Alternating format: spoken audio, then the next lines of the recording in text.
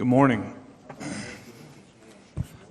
Welcome to the April 7th meeting of the Board of County Commissioners. It's Monday, 9 o'clock. Appreciate it if you take a moment and put your phones on vibrate or whatever mode causes them not to make noise and interrupt us. If you would please join me. Father, we thank you for this day and we thank you for the rain. We pray that you will protect us from the violent weather, not just us, but everyone under the footprint of this big storm. Watch over us, protect us. I pray that the things that we say and do here are pleasing in your sight. We ask this in Jesus' name and for our sake. Amen. I think it's my turn. Didn't you do it? Yeah. Join me in the pledge. I pledge allegiance to the flag of the United States of America and to the republic for which it stands, one nation under God, indivisible, with liberty and justice for all. Okay. A couple of administrative matters and then a couple of family matters, and then we'll be right into the business of the day. I'll begin with Commissioner Salter. Do you have any additions to the agenda? No additions, Mr. Chairman. Commissioner Cole? No additions, Mr. Chairman. Commissioner Lynchard? No changes, Mr. Chairman. Mr. Walker? Mr. Jones? Engineering? Finance? Okay. Thank you very much.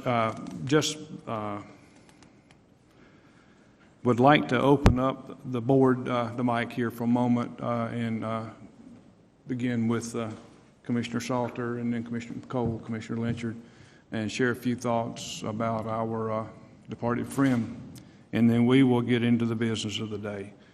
Commissioner Salter, you have the floor. Thank you, Mr. Chairman. I've said it many times that Commissioner Williamson was a great man.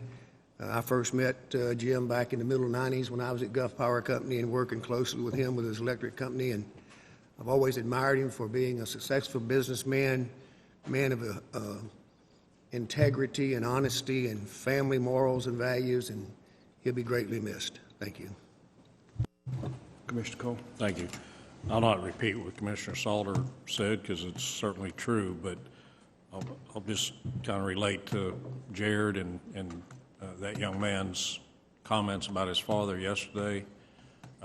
Truly well-spoken at the funeral services. I'm sure it was very heartfelt, but very hard to do at the same time for that young man to speak very boldly and very strong about his father. Jim's in a much more comfortable place now, so I'd like for us to shift our focus from praying for Jim to praying for the family and that the Lord will just comfort them at this time. He was an outstanding person and a truly great colleague to this board. Thank you. Thank you, Mr. Chairman. Yeah, I first met Jim back in 2008 when he and I were both running for office. The difference was he'd been there before. This was his second go-around. So he kind of took me under his wing a little bit there. I learned a lot from Jim. Really enjoyed getting to know him over the past 5 years, 6 years. I think more important than anything he did up here was the love and attention that he shared with his family, and that was evident at the service yesterday and really throughout his life. So he'll be missed not just by his family, but certainly we need to keep all of his friends and loved ones in our prayers. Thank you, gentlemen. I don't know what I could add to what's been said. Jim was a fine fella, close personal friend of mine for, I think probably about the 7th grade on. Knew him well, knew his family. It's a remarkable thing his son J.R. did. There's no way in the world I could have done that. Just couldn't have done it. He was the epitome of integrity, and he's a role model for all of us to follow. He was a true public servant. I'd like to thank the staff for the very appropriate tribute. Very, very well done. Thank you very much for that. We appreciate it, and the public appreciates it. Before we move on, I would like to Mr. Walker, take this for action, if you would, please. I would like very much for the staff to work with the four of us and find holes in our calendars. We need to put together an evening meeting on the East Milton Courthouse location sooner rather than later. So, gentlemen, please look at your calendars, coordinate with the county administrator, and let's get a meeting advertised, because that's a detail that we have yet to take care of. And typically, the board schedules those as a meeting, so we'll place that on we'll get with your calendars and have that on Thursday's meeting. I would appreciate it. I was not direct enough with my comments last time. I thought that we had done that, but I'll take that on my side of the scorecard and mark that my bad. But if you take that for action, and we will have that next time. All right, we'll move on into the agenda. The first item on our agenda today is Economic Development Committee. Commissioner Salter. Thank you, Mr. Chairman. I have two items. First is report on the annual Northwest Florida Defense Coalition fly-in trip to Washington, D.C. We have with us this morning our military consultant, Pete Gandy. Obviously, that trip was on March 24th. A lot going on with the military and the budgets and downsizing and cuts, and Mr. Gandy's going to share some of that with us. Welcome, Pete. Good morning, Mr. Chairman. Commissioners, I appreciate the chance to come talk to you this morning, give you an update on the trip to Washington. My name is Pete Gandy, 2999 Greystone Drive, Pace, Florida. Commissioner Salter mentioned that the Northwest Florida Defense Coalition made their annual trip to Washington back on March 24th through the 26th. Approximately 50 civic leaders from the 5 Northwest Florida counties attended that meeting. The purpose was to meet with senior military and congressional leaders in Washington on military and defense-related issues of importance to our area here in Florida. Those attending from Santa Rosa County included John Griffin, who's the president of HEI Halford, Dave Hoxing, who's the owner of News Radio 1620, and myself. Everyone paid their own expenses there and back. Tuesday, the first full day of meetings involved military briefings that began with the Honorable Anthony Principi, who is the president of the Principi Group. He is also the past chairman of the BRAC, 2005 BRAC Commission. And he is also representing the state of Florida and dealing with Florida and Washington, D.C. to keep them apprised of what we're doing here to be prepared for any other BRAC. Mr. Principi addressed the 2015 DoD budget request that has been submitted and the 2014 Quadrennial Defense Review. I don't know how many of you may be familiar with the QDR. That's something that is required by law every 4 years. Has to be prepared by the Secretary of Defense and the Chairman of the Joint Chiefs. It looks at strategy and programs going forward, force structure, manpower, planning, etc. In the past, the QDR was threat-driven, strategy-driven, but this year it was different. It's now budget-driven. In the 1980s, public debt as a percentage of gross domestic product was 35%. Today, it's over 75% and growing. That's the reason for the shift. Three themes are regarding defense budget going forward, and they focus on defense strategy, which means doing less in the future.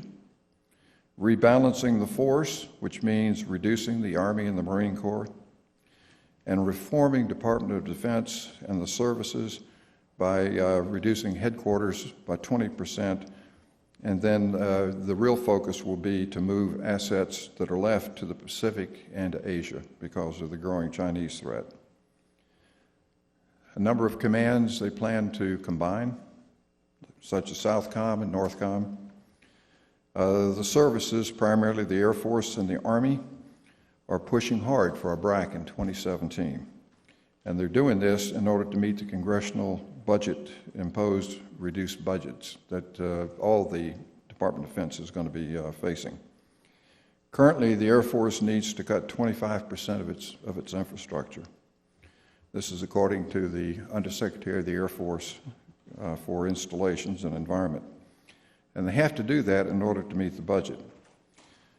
Today, the Air Force has more than 500 aircraft than they need since the last BRAC, or really can afford, and will have to cut another 500 aircraft out of the inventory in order to meet budget caps going forward. Unless there is a BRAC, there will continue to be what is referred to as a BRAC below the radar. And what's happening there is where the individual services, in order to be able to meet their budget caps, will start reducing missions and start reducing personnel and other expenses, and they'll do it without anybody even having any input to it. So to continue that process, that keeps the public out of being able to speak up and protect their own bases in their own communities.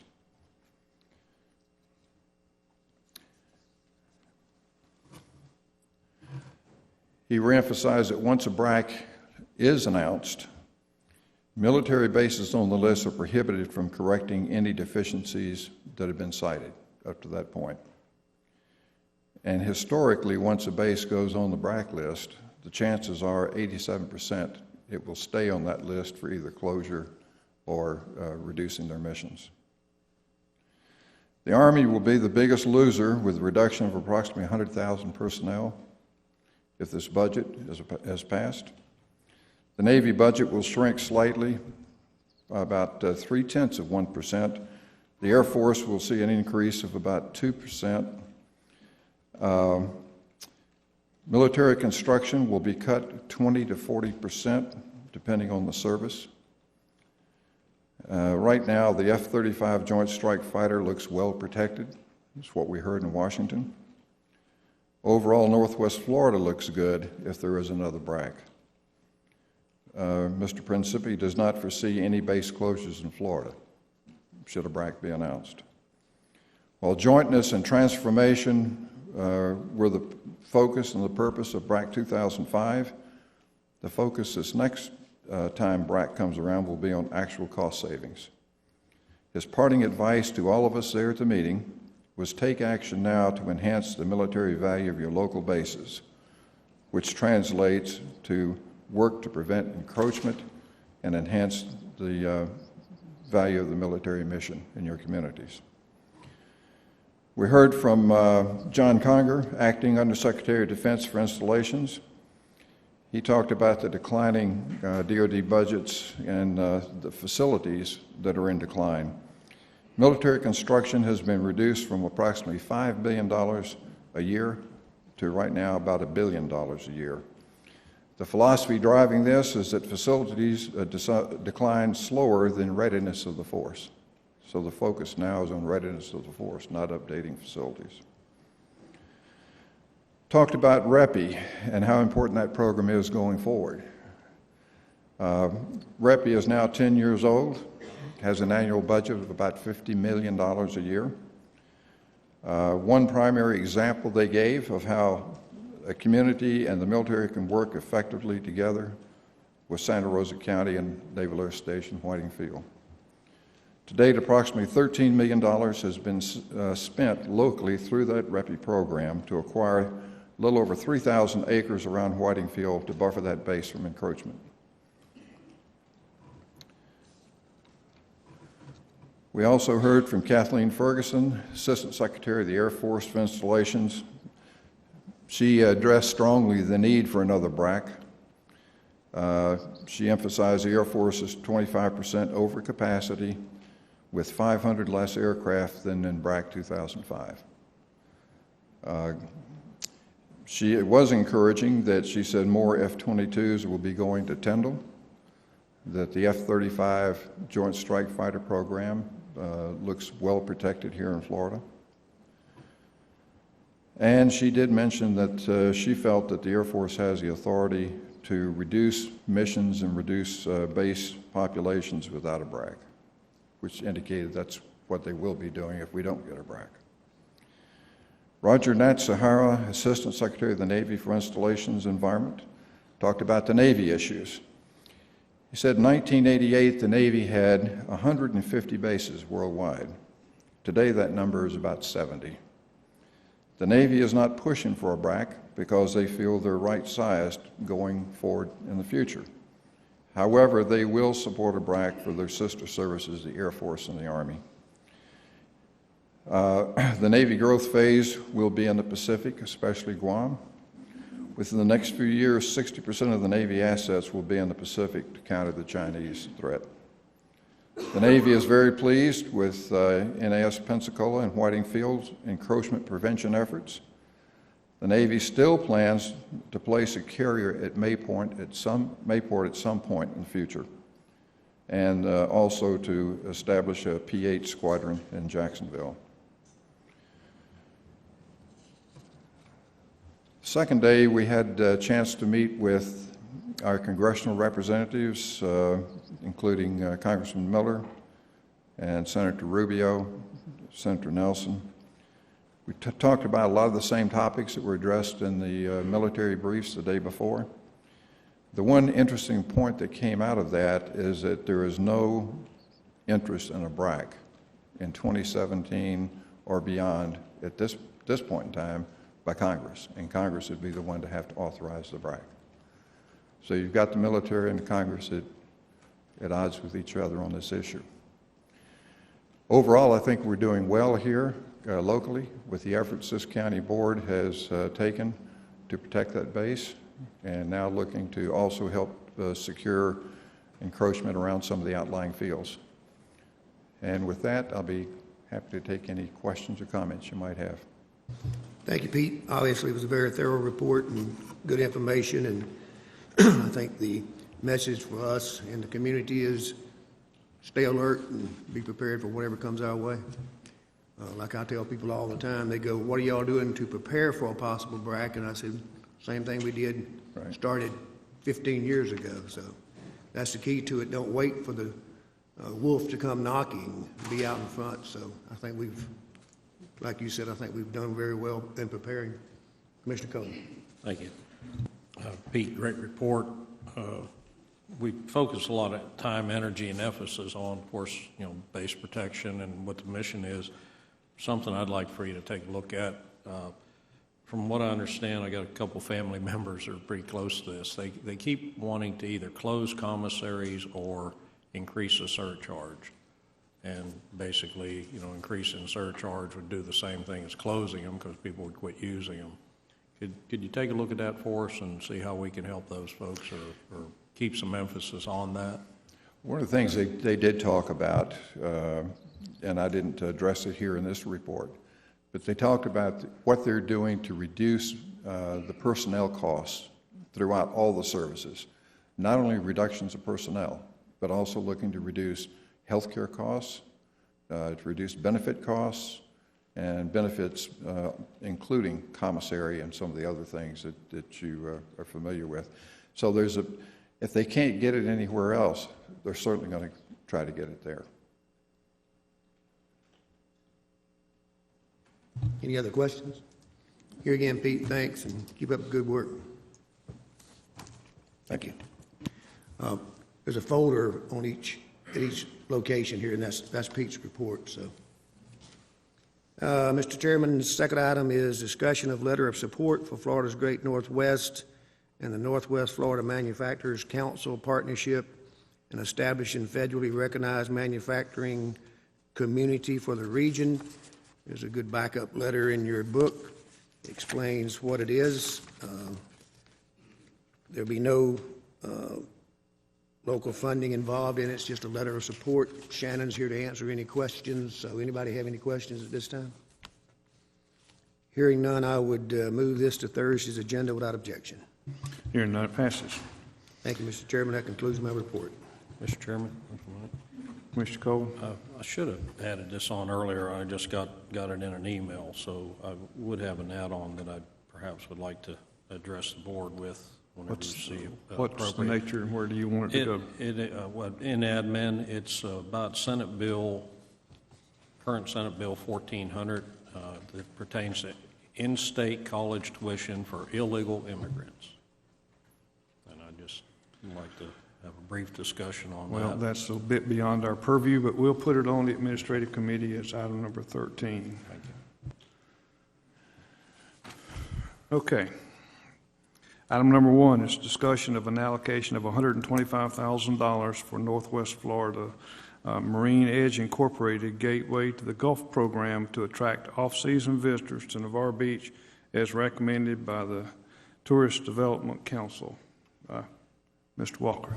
Mr. Chairman, in your packet is a copy of the application that the Marine Edge Incorporated had presented. Ms. Morrow's here to go over the program. As you read from the packet that this is a program, is just like it says in the agenda, to attract off-season tourists to Navarre Beach, primarily associated with the Marine Sciences Center, and I'm sure that they will speak to the application itself. It's $125,000 from the Tourist Development Funds. They outline how that's going to be used. I believe there's a large portion for capital, which is for a camera that is pretty unique. Also, that they will be doing some programming, essentially on the weekends for the shoulder months or the off-season months to foster, I guess, the ecotourism. Focus in that regard. I was unable to attend this meeting, so I missed out on some of the details of the discussion. I have several areas of concern I would appreciate you addressing. Would you like to go ahead and make your presentation? Perhaps you may hit some of my areas of concern in that presentation, but from where I am right now, I'm looking at $125,000, and the Tourist Development Council has a policy of matching money, not giving away money. So if you had $125,000, we've got $125,000. If you've got $5,000, we've got $5,000. And that's been our policy. And so again, I missed that discussion, so I don't know how that went down. Also, I hope you will cover the school board's funding of this, since it is primarily an educational function. We're starting to blur the line between the Board of County Commissioners and the Santa Rosa County School Board. So that's an area of concern. Perhaps you're going to clear that up for me. So if you would, just go ahead. Yes. The mic's yours. Thank you. Give us name and address for correct. Thank you. My name is Charlene Morrow, 3374 Crestview Lane, Gulf Breeze. And I'm Laurie Gallup, 1869 Flamingo Lane in Navarre.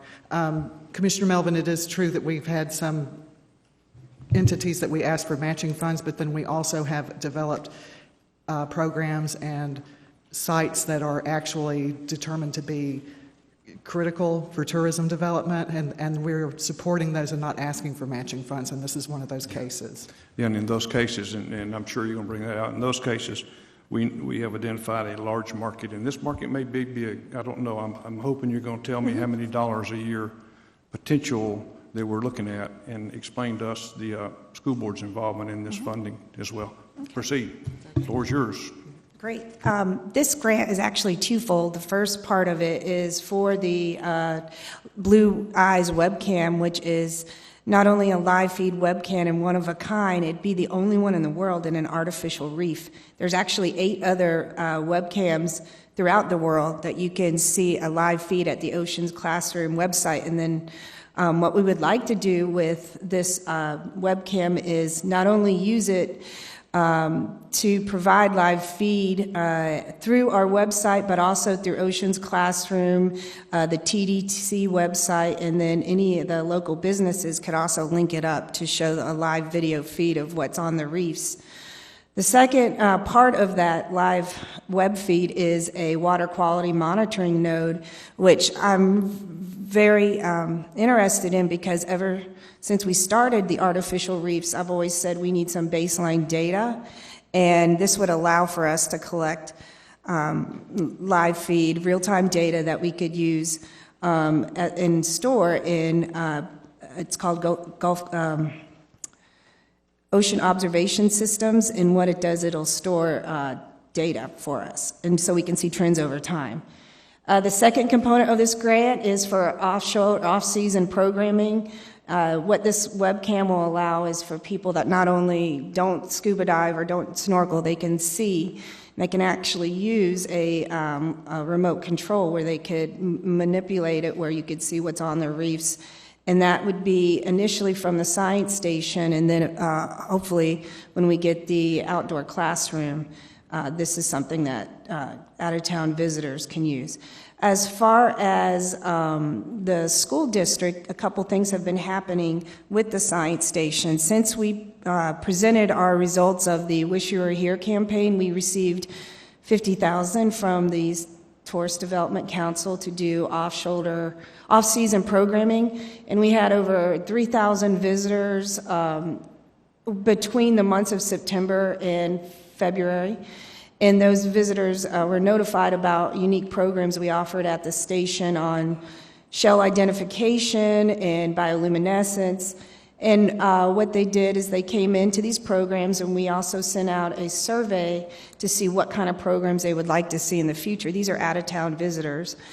And 30% of those visitors wanted, actually it was higher, it was like 60% wanted to see programs related to either kayaking or the reefs, and this grant would allow us to come in and design some new programs to offer the visitors. Now, as far as the school district commitment to the science station, what has been happening lately is that since they're seeing that we're getting some support from, as we always do, the TDC, we've had the Gulf Power Foundation come out twice to look at our Gateway to the Gulf pavilion plans, the outdoor classroom, and also the school district is in talks. They brought out their superintendent of construction, Mr. Harrell, and Mr. Emerson, Mr. Rosdick have been out, and they are talking with how we can make this work, the outdoor classroom, and getting the school district involved. So I was pretty excited because when we started the science station 6 years ago, the deal was, Charlene, you can do this, but you have to write all the grants to fund it and show that it's self-sustaining. And we have done well, and we've offered programs not only for local schools, but also adults and out-of-town visitors. And I think the school district is on board of working with the county and with our new nonprofit to come together and expand what's out there existing. But it was a step in the right direction, so I'm pretty confident that they're going to step up and help out with, and this would be a great thing to get it started, a live web feed. Did I answer that question for you? Any other ones? Yes, ma'am. Well, the school board doesn't have any skin in the game really yet. They're talking about helping us with a building.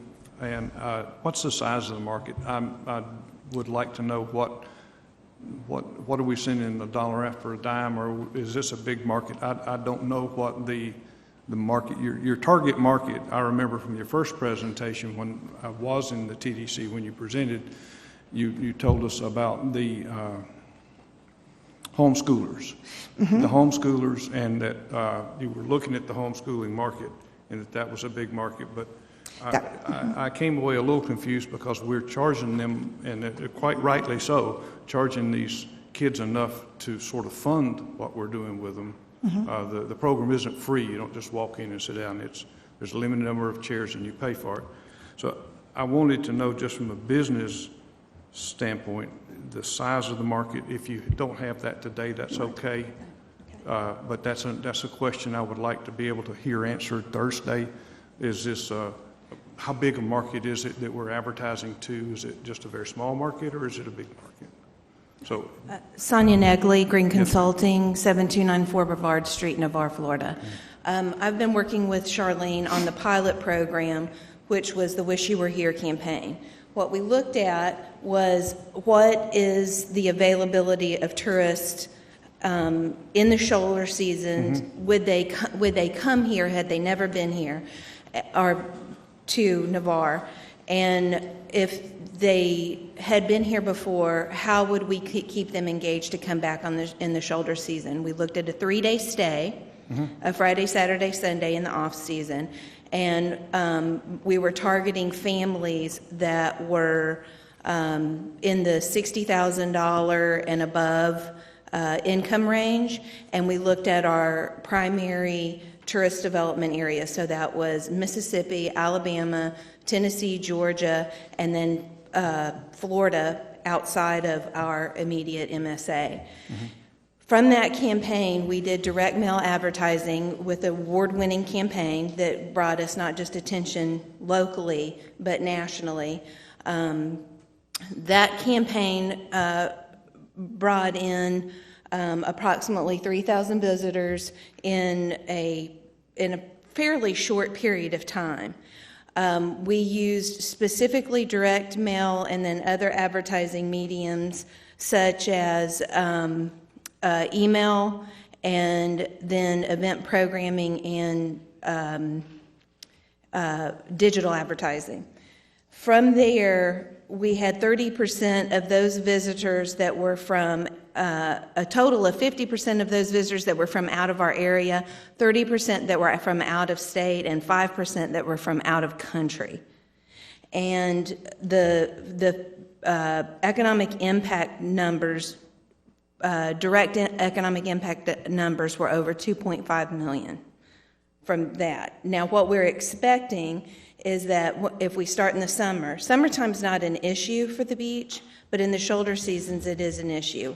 And we need something that will separate visitors from their time and their money. That's what tourist development is all about. And in keeping with what the community really wants from a tourism standpoint, it is ecotourism. And what happens at the science station is very early on before this pilot program, visitors were coming asking what there was to do instead of driving down the road to Fort Walton Beach or to Destin. So Charlene was able to develop a set of programming that we tested during that shoulder season pilot program. We surveyed everybody who actually came, and most of the people that we had were first-time visitors to the U.S. We got recognition from U.S. Department of Interior. They sent a group of Russian ecotourism leaders to the science station, which we're calling it the science station, even though that's the school district. That's the venue that houses these programs. And they came and we received recognition, not just the Northwest Florida Marine Edge and the science station, but Santa Rosa County received recognition from U.S. Department of Interior. So there's a lot of opportunities here, and with this program, there would be two things that would happen. One, it would be an ongoing, consistent view of Navarre Beach, one of only 8 cameras in the world that would be on our reefs. So there would be constant advertising. You can't buy that kind of advertising, and it would be labeled Navarre Beach. And secondly is we already have this group of people that we've been marketing and advertising to that participated in the surveying program, said what they wanted for the upcoming shoulder seasons, and said they would return during that upcoming shoulder season. So that's what this funding would go for, and it would also allow us to market to other populations, which would primarily be the disabled population. what's the Reef Committee's involvement, and what are their views on this camera and that sort of stuff? This grant was written last August, and it was presented to the TDC, and the TDC suggested that we come back the following year after we get some data on off-season programming. But last year, we met with the Artificial Reef Marine Sanctuary Group.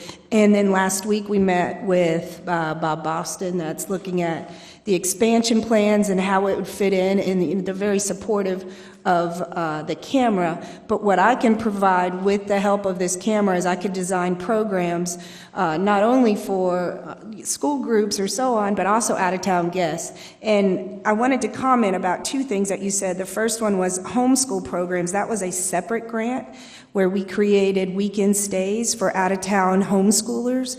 And the other comment was about charging students to come out to the station.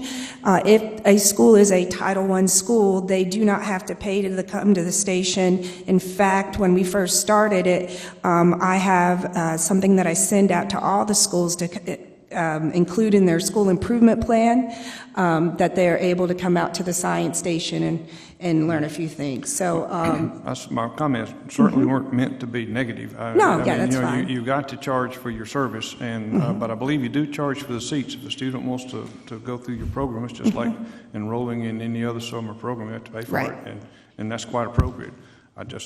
Great. This live web feed does open the door. The program that's associated with the Blue Eyes webcam is called Ocean's Classroom, and it does have a semester-long program that would appeal to homeschoolers, but also the virtual school, which is a huge trend right now in Santa Rosa, other counties. You see a lot more virtual school students. But I think that this is something that would be awesome, not only for educational purposes, but to get people down and enjoy the reefs, make sure they know that they're there and what's out there. It's pretty exciting. Commissioner Cole. Thank you, Mr. Chairman. First question I have, since Sonia'd come back up, it may be more of a Sonia question. You went from 3,000 visitors on the pilot program to 8,000 visitors in 2014 as far as just, outlook. That's pretty good growth. How do you base that? I mean, that's more than double. So and then you've got an aggressive, 15 and 16 after that, almost in 16 you would double, 12,000 visitors. So I certainly hope we'd hit those kind of targets, but I was wondering, how you would base that type of. Last year, when we started advertising, we were toward the end of August. This year, we're looking at starting in June. So it would allow us to capture, we've already got a database from last year. So we would expand on that database so the numbers of people we would be able to contact just from sheer dollars would be a larger group. And we're estimating, I think that's a conservative estimate. What we did last year was based on a small amount of advertising, and what we tried to do was maximize it with other groups within our area. But I thought that was a pretty good showing in my experience with very limited head start on advertising. And I also think that with the cross-promotional, with the Turtle Center, the Artificial Reefs, and the Science Station, I think we really are going to have that many more people. I mean, we have 3 people a day, or at least, 10 a week that stop by the station wondering what's going on. And I know that happens at the Turtle Center as well. So the opportunity is huge.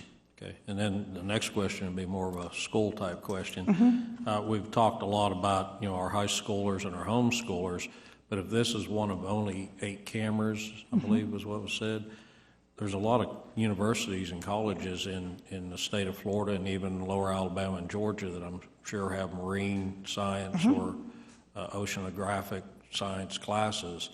Can we get some, if we have this camera and can make it available to them, is there a way that we can recuperate some cost through the colleges for that type of thing? That's what came up also about when we met with Bob last week with the artificial reefs. What this is going to do is set us up for additional partnerships with universities. Right now, I work for Pensacola State College, and they're interested in doing a certificate program, as is the school district. But a certificate program is something that we could offer other institutions too. And so that is something that's in the future.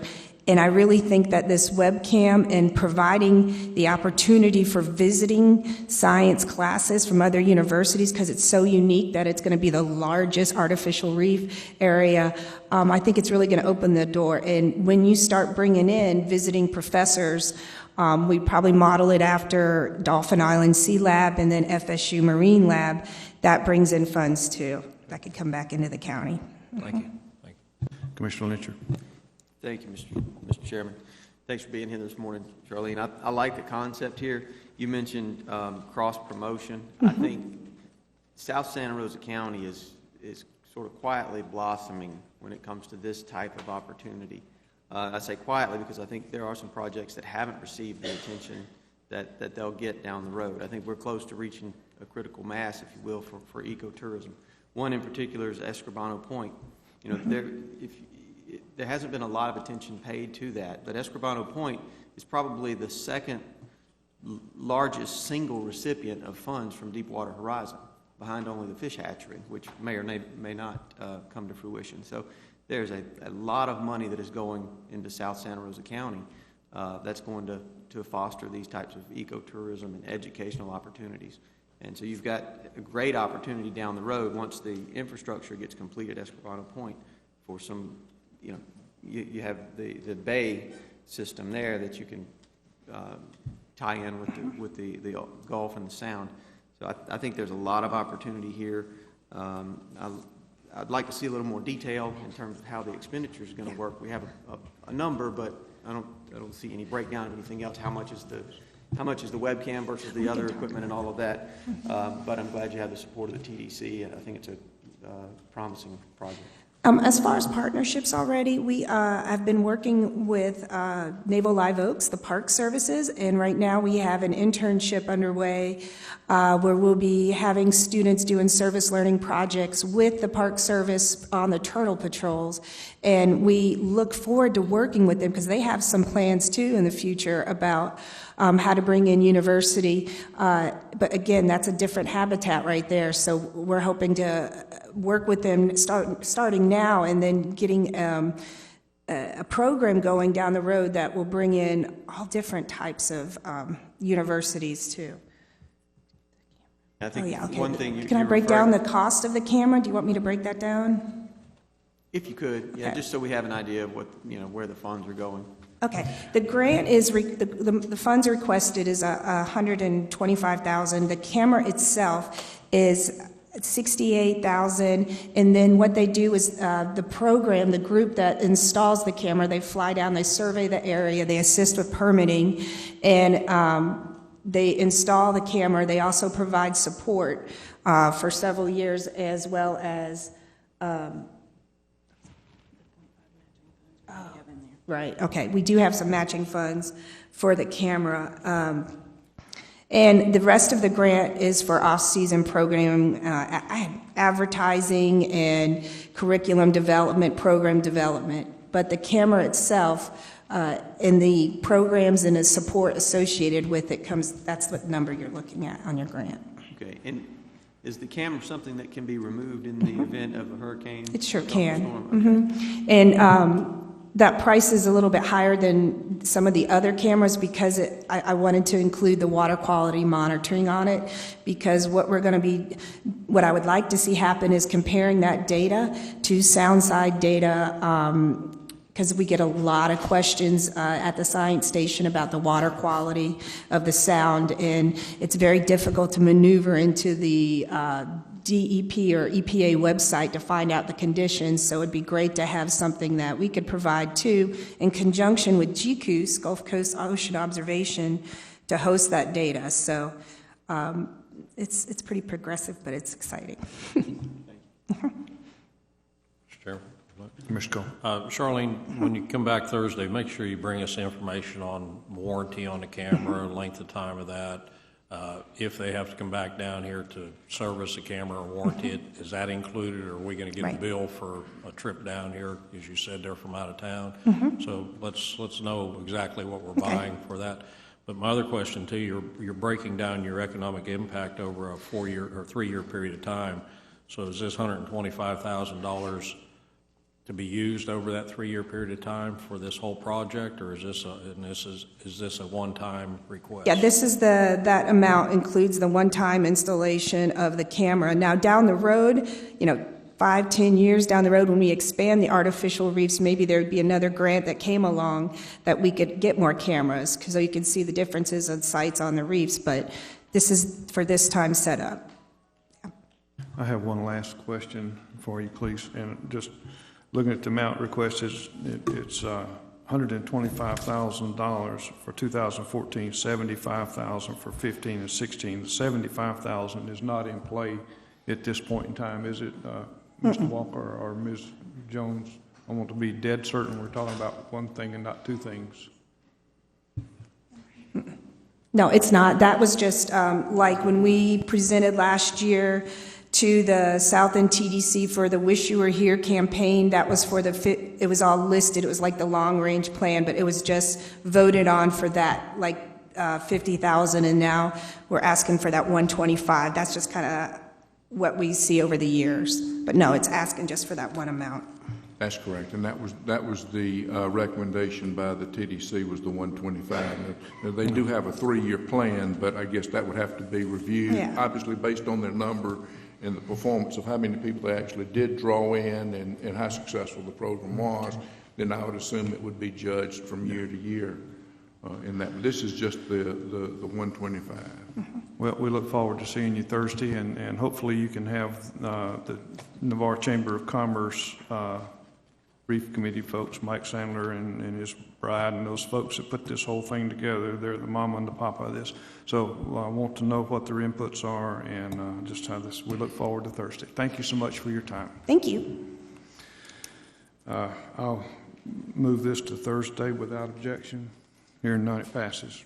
Mr. Chairman. Commissioner Lyncher. I want to keep reminding people our meeting Thursday is going to be down at the Tiger Point Community Center, 9 o'clock. So. And let's do that 2 or 3 more times because it'll slip my mind as well. Okay, item number 2 is discussion of county-owned sites and other properties in East Milton for the proposed judicial facility. Mr. Chairman, is I'm hoping our projector's going to work. I think that they've got it. We're getting a thumbs up from the control booth. They can now. All right now. But anyway, if we could project that, Michael, this is just the sites in East Milton that you had asked us to look at, and this is projecting on the screen is just the number of sites that we looked at. You'll recall from before, we have the Jeff H site that's in blue, and there's no code to the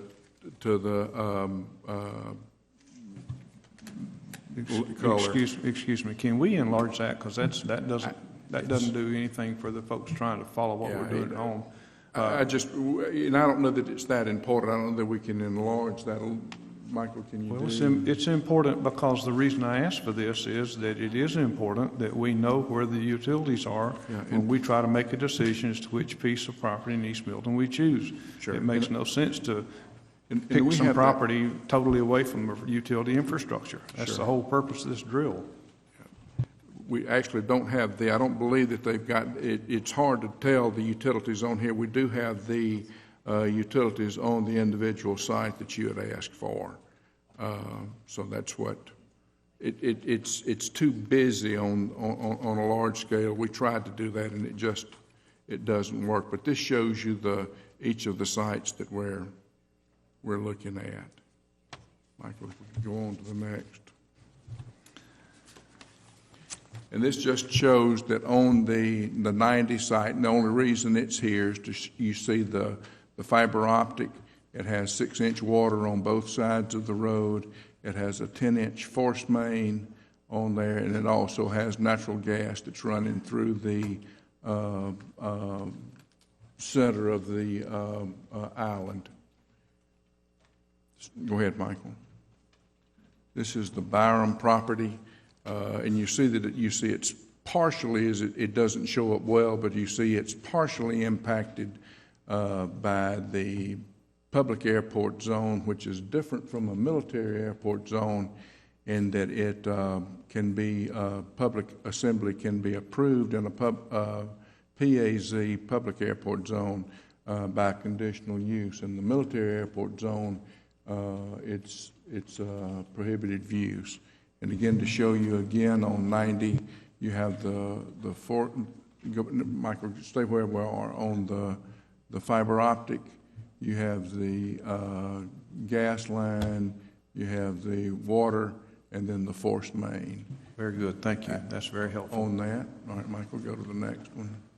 This is the Clary property that we've talked about, and again, you see it. This is the portion of the property that the former Senator Clary had made available. As you see that it is partially impacted, as you can tell, by the military airport zone, which also impacts the Northwest Florida Industrial Park. And public assembly is prohibited in that regard. So if it stays in the mix, the Clary will have to move that to the east to get it out of the, to the west to get it out of the military airport zone. And then you see the utilities there. It has all the utilities, the water, the sewer. It does not have fiber optic. Thank you very much. Michael.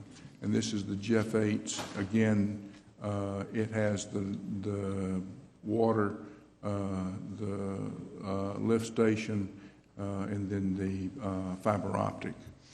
Okay, do you have something this good and clear that shows us the sheriff's office? Because I think that's... Yes, let's go to the next one, Michael. There we go. Yeah, okay. Here are the ones. All right. I didn't mean to rush you.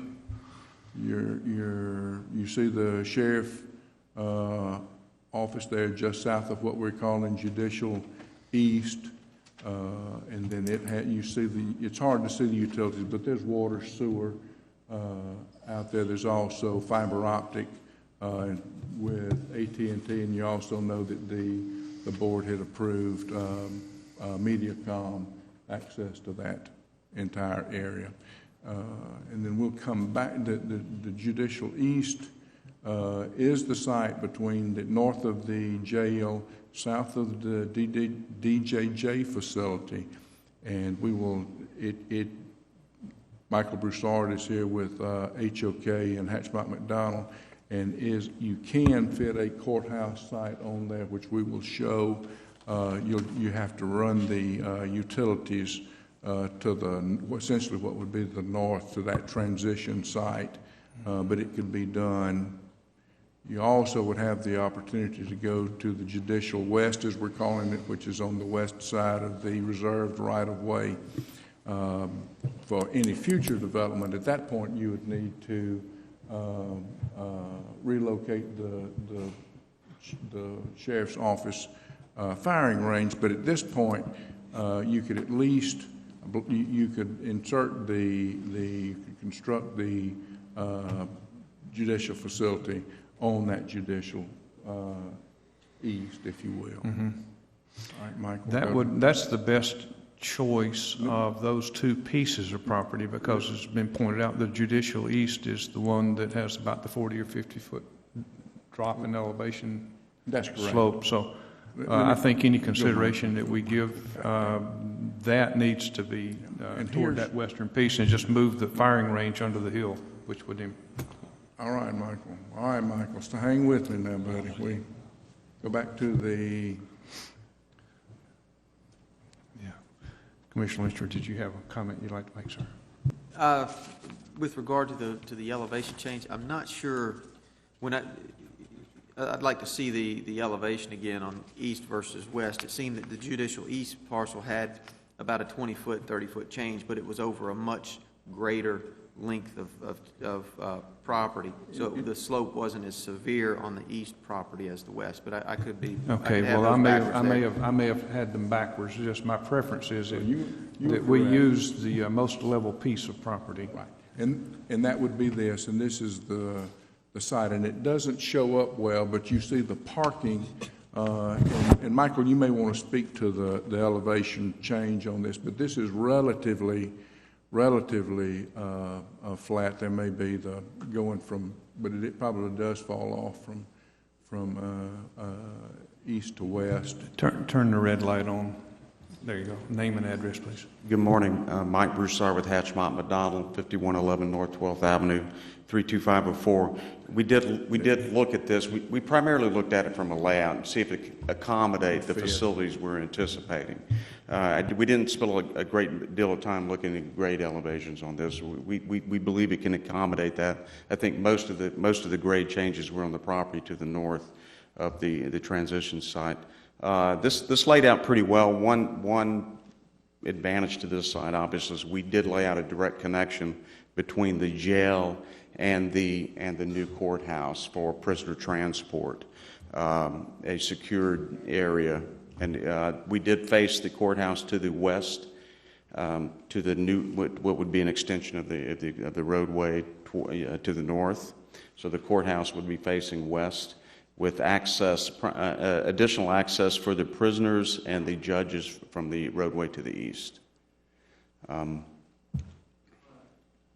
The prime access would be from the west. That's your major parking lot, and then you see the judge's parking lot, the Sally Port. Yeah, again, once you apologize get if you zoom in, you can see the parking lot. I don't know why it's not showing up here. Yeah, it doesn't show up as well as it could, but it's there. We just wanted to make sure, because that you could put the facilities on site. It would require relocation of the retention pond to the north. Yes, we haven't looked at that in a great deal of detail. There's a chance we could locate it on this piece of property. I think there was some room up in the northwest corner, but more than likely the retention and stormwater retention would be located to the north and flow by gravity to that retention area. Commissioner Cole. Thank you.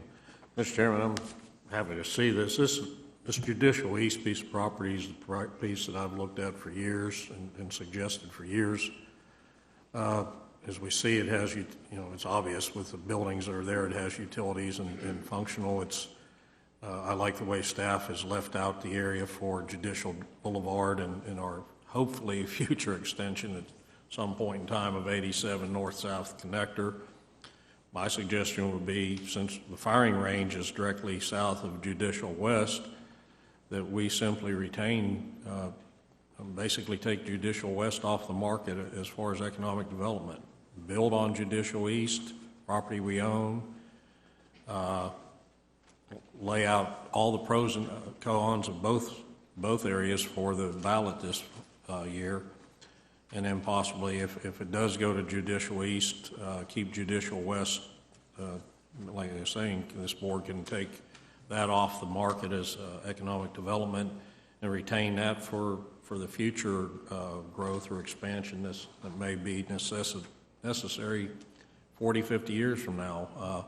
Also, there's this area, basically it looks like a dirt square just to the west of the DJJ.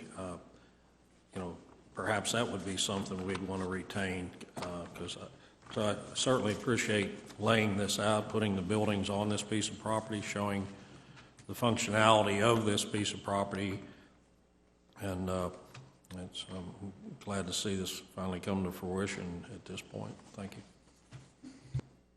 Okay, any other comments from the public or?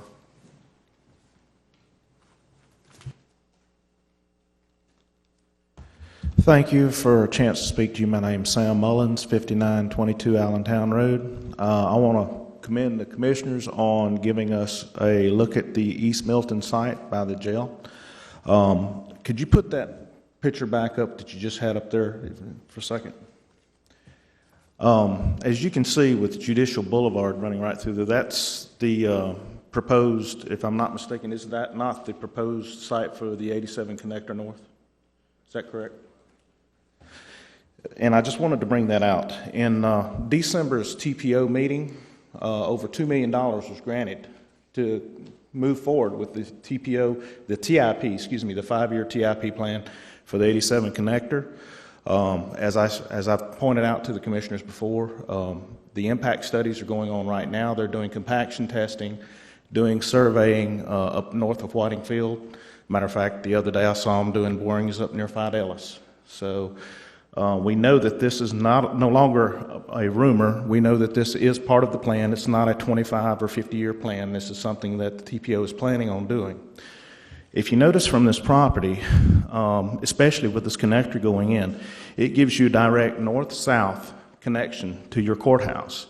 It would tie into Munson Highway, right, just south of the South Gate entrance there, which means that it would alleviate traffic off of Highway 90. People coming from Milton and the north end of the county would have direct access to the courthouse from Munson Highway. They could turn right in front of Milton High School, within 3 to 4 miles be at the new courthouse. Also, too, we know that Highway 90 is only a quarter of a mile away, and the interstate is only 1.5 miles away.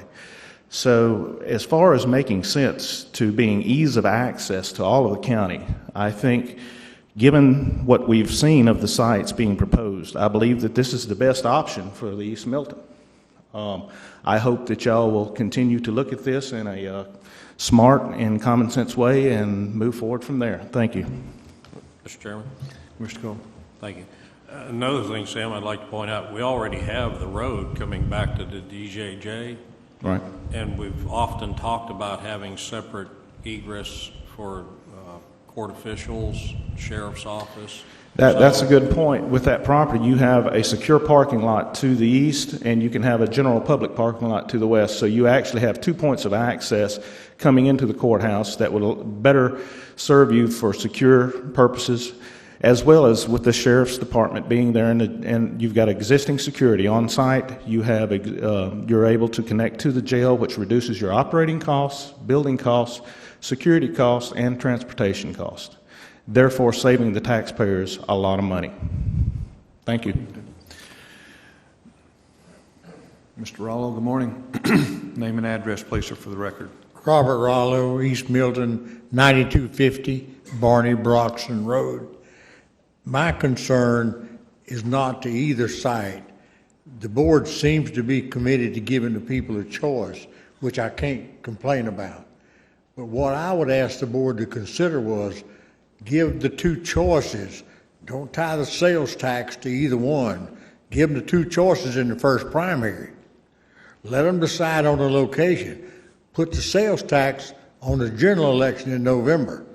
Then if it's the wrong side is chosen, it gives the people the option not to vote for a sales tax to buy property. So my concern is split it. Put the two options that you want to give the people on the first primary. Put the sales tax on the general election in November. I don't remember whether that's legal to put something on the ballot in the first primary or not. But I would highly recommend that you consider that as an option to give the people a true choice about a site and then a true choice, because I personally could support a sales tax for the courthouse. But if it's to buy property, I'm violently opposed to it and would campaign hard against it. So what I'm trying to do is simplify it for the people and mostly for me. Thank you. Thank you. We'll take that under advisement. It's an excellent suggestion. Morning, Carl. Give us your name and address, please.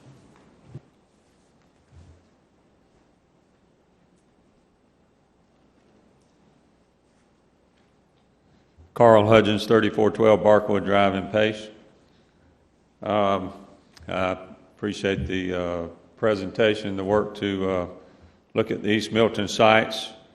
I'm concerned that in this process that we're always running ahead of ourselves, but maybe this is the way it's got to work out. And I'm glad we ran ahead, and now we've come back to what we should have looked at to begin with.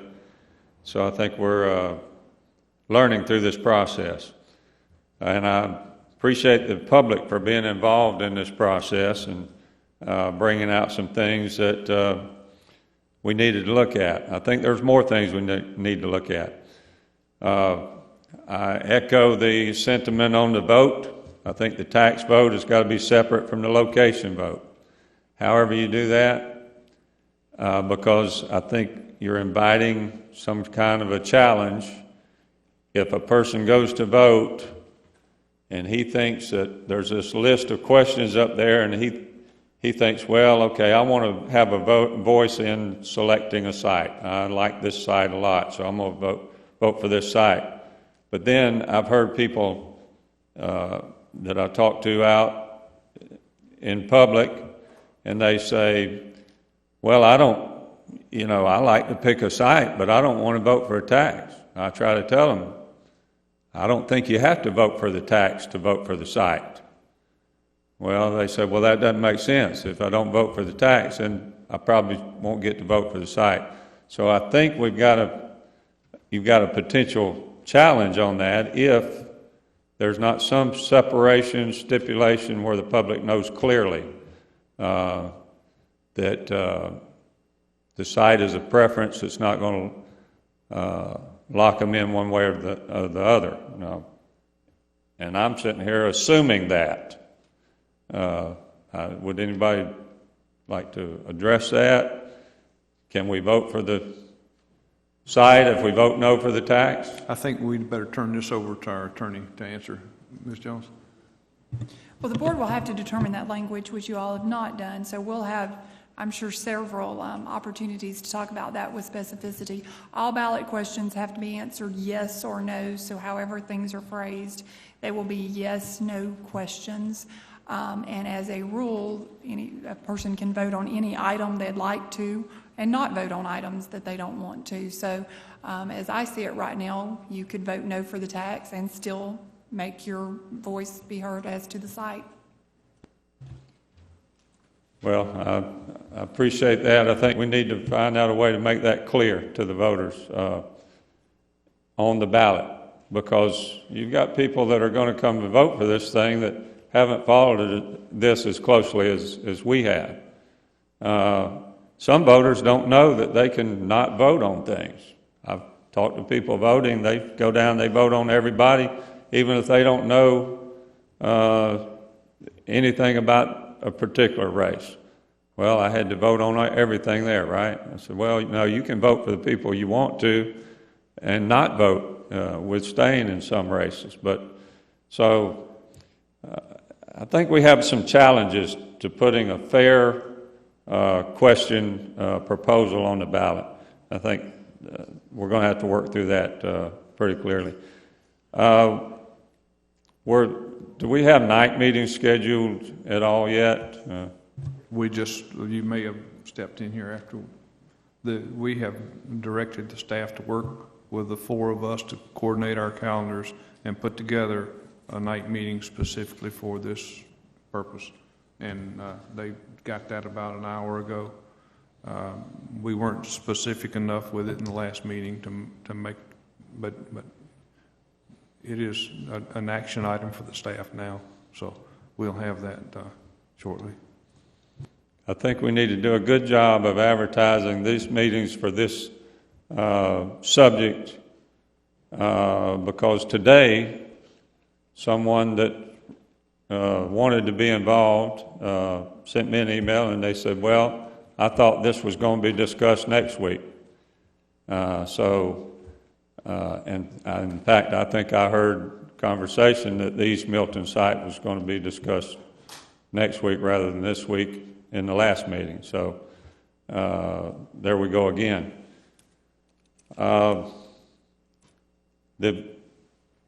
Some of the other properties, I think we need to, it looks to me like we're locking in on all of Highway 90 Ridge or all of Judicial East, East Milton. I think we still need to consider the criminal courts being in East Milton, and we need to at least look at, come back with some kind of figures, if it's feasible to use the existing courthouse for some of our uses. The idea of, I forget the words that's been used, all under one roof or something like that. I don't really know why we're sold on that concept of all under one roof. If we can use our facilities the most effectively, and we can build something more efficiently by cutting the scale down and building something in East Milton that addresses the criminal and use something that we've got now, and we can do it for $20 million instead of $40 million, I think that's the prudent way to look at it. And as fiscal conservatives, which we all claim to be, but sometimes we're not, I think we need to consider those options also. With that, I again appreciate your work and your diligence on this. I do want to mention that, Mr. Salter, you kind of made a comment that since I own land in East Milton, that maybe I have some motives on that. But I want to let you know that I do own land 2 miles east in East Milton, and I care about what goes on in East Milton. I don't want it to be just a place for dumps and jails, and I've been paying taxes on that land for 19 years. So rather than, if you want to compare that to a developer that's come in here that didn't own the land, that's trying to make a profit off of this courthouse, then you can compare that, but I don't think there's a comparison there. I'm a citizen, I've raised family here, and I think I have a valid interest in this, in where this courthouse goes, one place or the other. Thank you. Mr. Chairman. Commissioner Cole. Thank you. Carl reminded me of something. I own property also out there in East Milton. I've been out there for probably 40 years, and so I just thought I'd go ahead and put that out there. I do. Sheila and I do own some property along the interstate, quite a ways, actually closer to Clary's property than quite a bit closer than this. I agree wholeheartedly with the comments that I heard from past Commissioner Rollo and also Carl. I think I've been on this board now for 2 tax referendums that failed. First one because there was a wish list attached to the courthouse, additional roads, and then when we went after a 1-cent sales tax for roads, instead of isolating exactly what folks would get, in other words, you'll get road A, B, and C for a penny for 3 years, or A, B, C, and D for a penny for 5 years. We had a large master plan that was hard to follow, and in the view of the public, it looked like a shell game. Come on, guys, tell us exactly what we're going to get for our money. I heard that loud and clear from the citizens. Unfortunately, that sales tax failed, and I continue on that same track. We need to identify exactly what our citizens are going to get, when it's going to sunset for their money, or this won't fly. I'd like to see us, if we have time, do exactly what Commissioner Rollo said. I see a good point there. Let's vote on where, and then let's vote on, the penny later on, so people don't have to make that decision. Well, like you said, I'll vote for it if it's here, but I won't vote for it if it's yonder. So that's a very good suggestion. Okay. The 2 meetings I'd like to add to that. If we're going to have an evening meeting up here, I think we should, it's only fair that we also have an evening meeting at the new community center on the south end. And then one final thing, Mr. Chairman, we authorized staff to spend X number of dollars, and I don't recall what it was last time, to I guess, profile all these sites. I think we've heard loud and clear from our citizens about this Judicial East. I don't think there's any sense in spending tax dollars on other locations. I thank first Mr. Cotton for his offer. For years now he's offered that property, and of course Senator Clary for his offer. I think Jeff H. Road is totally just no way, Jose. If I can't put it, the transition property, no way, because of the way it falls off. And the other properties, because a lot of the concern the citizens have is cost of moving prisoners around, and if we're not going to build it on Judicial East, then I don't see where we're advantageous to that. Laying it out here looks great to me. I'm for instructing staff not to spend those dollars other than on Judicial East, and add to your caveat to have 2 meetings for the citizens in the evening time. Thank you. Anybody else in the public? Mr. Cooey. Jerry Cooey, 6049 Arnie's Way. As I have expressed before, it's my belief the citizens of Santa Rosa County elect county commissioners to listen to the people across the county and make a final decision. Once again, I rise in opposition of the Highway 90 location. After all has been said and done, the very first comment that was made up here was for that site in East Milton. That is the best site. That is the site that fits it the best. It has the facilities that we need. Its ease and transportation, I think, can easily be eased, as Sam has said, with the connector road to the north. Once again, I'm going to ask the commissioners to eliminate the Highway 90 spot. And there's an additional concern with that, and I'll take that up with Ms. Jones. Be more specific, because there's 3 pieces on 90. There's I want to eliminate the one on all of them on 90. Okay. We should have one piece of property. It should be yes or no. The city of Milton, I've spoken with a lot of those people. I would have thought that the council members, I would have thought that the mayor, I find out that the mayor is in support of the Highway 90 location. So he's turning his back on the city of Milton. I haven't seen any council members in here. You know, it's a little late, as much as I would like for it to stay in the city of Milton. I'm fearful it's too late for that. But my additional concern, we just signed a contract with a bank. If the people choose the East Milton site, are the people still going to buy that property on Highway 90 because of the way it was worded? That would be up to the commissioners, of course, but the commissioners, the board, can withdraw from that contract at any time for any reason up until November the 21st. After we have the vote, if the people choose East Milton and we have not withdrawn from that contract, will we, the taxpayers, be on the hook to buy that Highway 90 property? If we don't withdraw from the contract by November the 21st. Prior to the vote? No, sir, the vote is on November the 4th, I believe. So you have till the 21st? That is correct. I'd have to check the calendar on the 4th. Okay, so that verbiage is in there that we can still withdraw if the people so choose not to put it there. Okay, thank you. Yes, sir. Name and address. Turn that red light back on before you start, please. There you go. Hal Sherburne, Pace, Florida. I applaud y'all for going with the idea to have an evening meeting, and even for the folks down in the southern part of the area.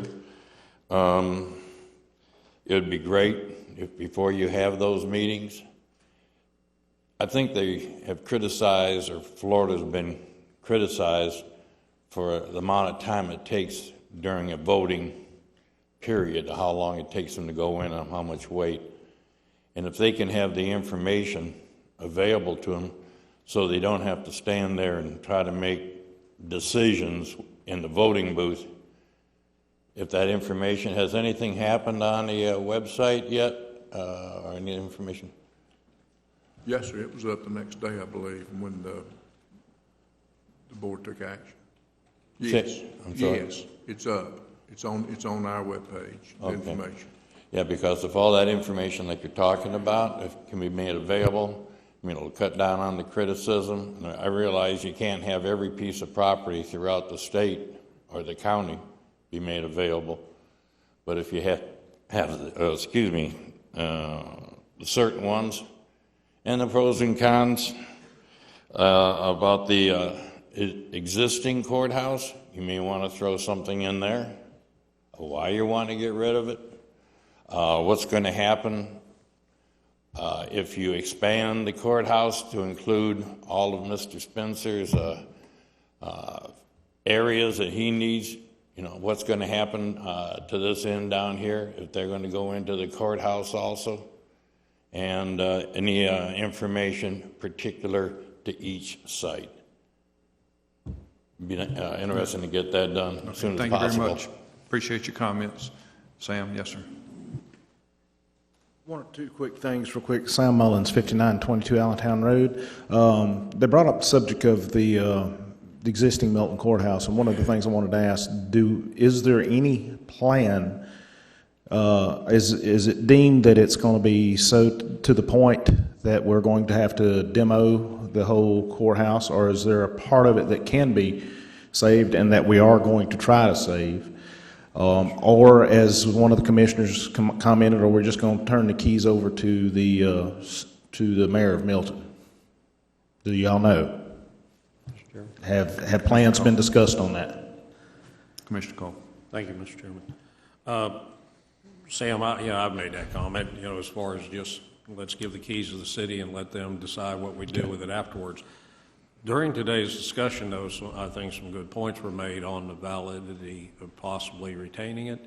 We, a few weeks ago, said, okay, let's spend, I think, correct me if I'm wrong, up to $5,000 on investigating each one of these sites. Okay. I would appreciate board support, or at least conversation about, we isolate that site down to East Milton, the judicial east piece of property, not spend $5,000 on the other sites. Right. But maybe authorize staff to spend $5,000 on just some of the questions we heard. Can it be used for perhaps family court? What that cost would involve to take out all the trailers, the portables, right, and come to a conclusion of, okay, and let you and me and everybody else know, okay, here's the facts and figures. Let's just not say the old courthouse can't be rejuvenated. Let's see if it can or can't. That way, you and we have a cost figure that if we decided to do that, and we need to include, too, not just the cost of getting it up to snuff, but multiple, multiple security costs, multiple upkeep and maintenance. So we're looking at the whole picture, not just what costs this much to fix it up, but then we didn't include all these other things. Right. I understand that part of it will be depending upon the possible future use, depending upon what you will need to do to bring it up to what code. And if that study showed that really it's very cost prohibitive, we need to just go ahead and put it all under one roof, then it's in the city. My thoughts are we turn it over to the city of Milton. They decide what the future of that building would be at that time. Okay, and I wanted to ask that because the question is out there to the public, if that was something that was going to be looked at, or if we're just considering demoing the thing and walking away or turning the keys over. So I just wanted to get that on the record so people would know. Yeah. Secondly, this concerns what was brought up, and if I could ask, is there any way to pull that transition road property, because there was something that was brought up in the last meeting that it's something that could become an issue, not for the courthouse, but for later on, because in the discussion on the East Milton property, the property just to the northwest corner of Transition Road right there is the 24.5 acres, I believe, that belongs to the city of Milton. And it was said by one of the commissioners, and correct me if I'm wrong, I don't want to misquote you, but we had one commissioner said it was a certified piece of property for a certified municipal sewage treatment plant that will be going in from the city of Milton. Another one said a permitted sewage treatment plant. And in looking at the elevation on that lot, the whole northwestern corner of that city of Milton property that goes off the map there, just north of Transition, is at 10-foot elevation, and it's on the banks of the Blackwater River. So my question to the commissioners, because this could become an issue. I worked from 2000-2003 with the Department of Environmental Health over in Escambia County, and they had the downtown sewer treatment plant. Y'all remember the issues with it, and they even had to build a plant in the north end of north of Pensacola in Escambia County and pipeline the Pensacola sewage to that treatment plant. Now, with this being on Blackwater River and at 10-foot elevation, the first good flood we have, or first good hurricane, we're going to have sewage running down Blackwater River. And also, too, the idea of pipelining raw sewage from Milton across the river to a sewage treatment plant. Has anybody discussed this with DEP? Do we have an actual permit for this site to be a municipal sewage treatment plant, or is this just something that's in the plans to do? Mr. Chairman? Yes, sir. Sam, I mean, this whole sewer plant issue, that's the city of Milton. They have engineers. I know I've talked to Brian Watkins. They're going through, my understanding, it's been pre-permitted. They're seeking a state grant to hopefully start construction on it. But you're asking us questions that you should be asking to the city of Milton. Okay, well, I know the sewage would have to be pipelined across county property, so that's why, again, I was asking y'all, so I figured y'all might have an idea on this. I will contact them and ask them. I just wanted to ask that question and get that on the record too, if I could. Thank you. Yes, sir, thank you. And I think the point is, Sam, that if they get it permitted, then they'll come back to us for those rights of way. We wouldn't grant those rights of way without all those other boxes being filled. All right, we've covered this pretty thoroughly. Unless somebody has something really pertinent to add, let's move on. Mr. Chairman, just real quick, if I might. Yes, sir. Thank you. Sam, good questions there, but if you look at where the current surge plant is, it's less than 10 feet above the Blackwater right now. So good point. And then also, we're piping sewage across the rivers and stuff now because East Milton has sewage. So, some of those concerns are valid, but again, city of Milton. All right. I recommend we move item number 2 to Thursday without objection. Hearing none, it passes. Item number 3 is discussion of letters of support for the Trust of Public Lands partnerships to obtain the Wolf Creek Forest property, which is contiguous with Blackwater River State Forest and the NAS Whiting Field. Mr. Walker, or we got Mr. Chairman, Randy, are you going to brief this? In your packet, in your packet, Mr. Chairman, is the information provided by Mr. Hadaway and Mr. Roy on this particular purchase, and I believe he's briefed the board too, so go ahead. Good morning, Chairman Cole, members of the board. Good to see you this morning.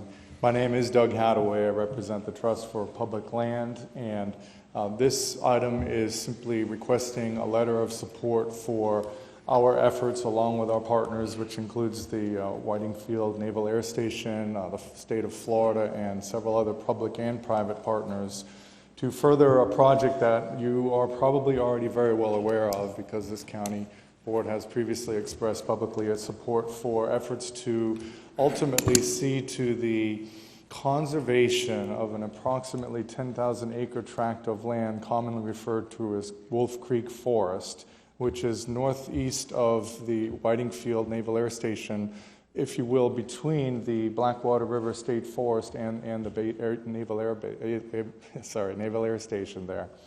So we are getting underway to figure out the strategy, which means basically either formally or informally establishing the partnerships necessary and the funding that would be necessary to see this happen at this time. So this isn't any kind of like, here's where the final results will be. This is in concept, do you all support that this project would move forward if we're able to find the right strategy, with the highlight benefits being base buffering. That is the first and foremost benefit that we would receive from this project, as well as economic diversification, securing the economic base of this tract, which includes a timber tract. Essentially, this property is currently a timber tract. And as a side note on that point, we are contemplating that the bulk of this property remain in private ownership with a conservation easement over the property, much as the same, in fact, the same method that the county is using in partnership with the base already for much smaller properties immediately adjacent to the base, as well as the state of Florida. So we would be using that same method. That allows it to remain on property tax rolls, but also continue it to be a productive timberland, basically, so that it's going to be preventing the land use conflicts that might pop up in the future as the area develops. So this is going to be probably a multi-year process to get to the finish line. One might ask me, why now? Why are you coming to this now? What was the trigger for that? The landowner, which is Conservation Forestry, is a TIMO, a Timber Investment Management Company. They purchased this property in 2006 as part of their investment strategy with their investors. It was intended to be a 10-year investment horizon, so that would be in 2016. So they're intending to cash out of this property, if at all possible, to meet those investors' expectations of a 10-year cycle. And so they had approached the Trust for Public Land, which, by the way, we are a national land conservation organization. We have offices throughout the nation. We've been in business for over 40 years. So they have approached us with that experience and know-how to help get this to the finish line and ask for our assistance. So that's what's triggering this sort of relook at it at this time. Thank you very much. You touched on one big issue for me, and I'm a big conservationist. Santa Rosa County looks the way it looks now because we've been good stewards of what God gave us. My concern would be the removal of property from the tax rolls, and you touched on that, and you said the bulk. What about the portion that is not contained in your bulk reference? Talk to me about that, please. Good key on one of the word uses that I used. There's approximately, if you will, what we're contemplating now is an approximately 3/4, 1/4 split between what would be remaining on the property tax rolls with a conservation easement on top of it, if you will.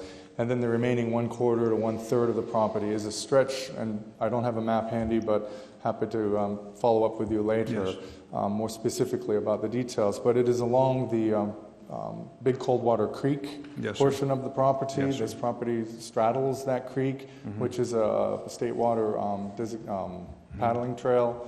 I believe there's an outfitter, Wildwood Outfitter, I think is the name, Wildwood Adventure, if I have the name correctly. That's an issue we're going to have to address, is the public's access. That's why I wanted to hear your comments about what the overall plan was, because yes, you know, the public is going to insist on being able to access their assets, and we're doing a real good job of protecting them right now. So we just want to know, what's the tiebreaker? That's what your job will be to us, is what you bring to the deal that makes it an even better deal than we have now, and that the public will be guaranteed access to use the creeks for canoeing and recreational facilities, and would be welcome to ingress and egress across your property. Those sorts of things be what I think this whole board would be interested in hearing from you when we get down to those points. Thank you. Yes, sir. Anybody, Commissioner Salter? Mr. Chairman, I just remind the board that the Wolf Creek project has been on our radar for probably 10 years. I know years ago, Marty Martin and I'd go down to Tallahassee and present this is part of our wish list to the governor and the cabinet. So it's actually been tentatively approved by the state on an A list or a B list one. A list, I think. It is a Florida Forever project. They're currently on their B list. Yeah. So it's not anything new. It's just now starting to get some speed behind it. Correct. Correct. Mr. Chairman. Navy's involved in this because of the REPI program we have and the base buffering initiative. It's just clearly within the footprint, both the state agreement and the county agreement. In the footprint, we have about 4,000 acres that's actually within our footprint. Wolf Creek is 10,000 acres. So our goal is, it's an elephant. It's a gigantic piece of property. And we obviously don't have all that money to go do that right now. That's why it's going to be pieced. And we're actually proposed to the landowner, which is Conservation Forestry LLC, with Doug, and had made it expressed through the state as possibly looking at these bottom 2,000 or 3,000 acres that are really conjoined, basically the Blackwater Forest, but it has flight tracks and some encumbrances from some of the noise contours over the base. And I didn't tell Doug, but basically Amy Phillips is the representative that I deal with, the DEP Division of State Lands, Tallahassee, and she said that she still has to brief it to the board up there. They go through the Acquisition Restoration Council, is who their approving board is, who works on behalf of the governor. And basically she said, go ahead and secure that, move forward with that, with the idea of the 2,300 acres I think we had identified on the map that you were, Doug, and the Conservation Forest you were looking at. The whole conglomerate of how much is there, 10,000 acres, and the tie-in of conservation is some of the things Doug and his team will present to the board as we move forward. But the lower 2,300 acres on top, and I apologize I don't have a map, but I'll certainly can send that to you guys. And Doug, it definitely has some nice maps he can send you on his initiative. But again, it's something that the base supported. We also, at the same time that the county supported his letter, I guess about 2 or 3 years ago. It is a B-list project. It's not on the A-list. If you're on Florida Forever A-list, that's the, well, I hate to say it, but those are the folks that get the money from the state of Florida. And the B-listers, you got to have a good case and a good study. It's also that area that's in the Reppy Challenge right now, the Wolf Creek. To be honest, it's still going forward. It's end of May is when it's going to be submitted from the state. They have 2 projects for the state of Florida, and this is one of them. It's a $5 million match. They basically just give you $5 million. It's outside of the money that I have, and it's a $5 million match from the state. To secure those acres, it's going to be more than that. But there is some innovative ways that they work it, so we'll see. But I think chiefly the Trust Public Lands, working on behalf of the landowners, is looking to help re-engage and get a letter of support. The installation will send a letter of support, but in a different venue, to the ARC primarily and to Mr. Vineyard for our continued support, not only of Florida Forever, Wolf Creek, but also Clear Creek. Because that's the animal that or the big giant elephant that we're working on. It's about a quarter mile, half mile around the base right now. Any questions for me? Mr. Chairman. Commissioner Cole. Thank you. I'm certainly supportive of this, and whether it be Trust for Public Lands, Nature Conservancy, or Florida Forever, I think we ought to make sure we're cognizant of not hamstringing ourselves when it comes to the betterment of the public in roads. Yes, sir. A lot of these projects, we're all for them because they protect our base, they protect our environment and ecology, but then in generations to come, when it's necessary to put a road through there for the betterment of our citizens and capacity of our roads, we find out, well, no, that belongs to so-and-so, and now you can't put a road through it. So, most of this funding to buy these comes from us, the taxpayers. True. And then when we got to put a road through it, they're telling us, the taxpayers, that no, you can't put a road across your property because you bought it, sure, because it's under the name of conservancy, sure, or whatever name it's under. So I want to make sure there's language in any of these contracts we write, any of these deals we make, that if in generations to come, the state or the county deems it necessary to cross that particular piece of property with a road, and certainly be environmentally conscious as we go, I want to make sure we don't have to, drive around our elbow to get to our ear, sure, and increase that cost to the citizens. Yeah. And I think the state has the right of eminent domain, and I don't anticipate that being a problem unless this public trust thing throws a curve at eminent domain. Does it?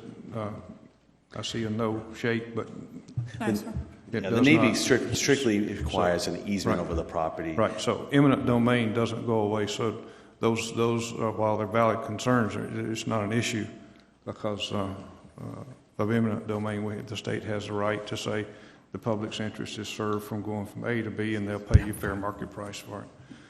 If I may just please respond to Commissioner Cole's comment, we are an organization that is about connecting people to the land. So first and foremost in our minds and our mission statement are the people, and making sure we have high quality of life and places to go and enjoy and recreate.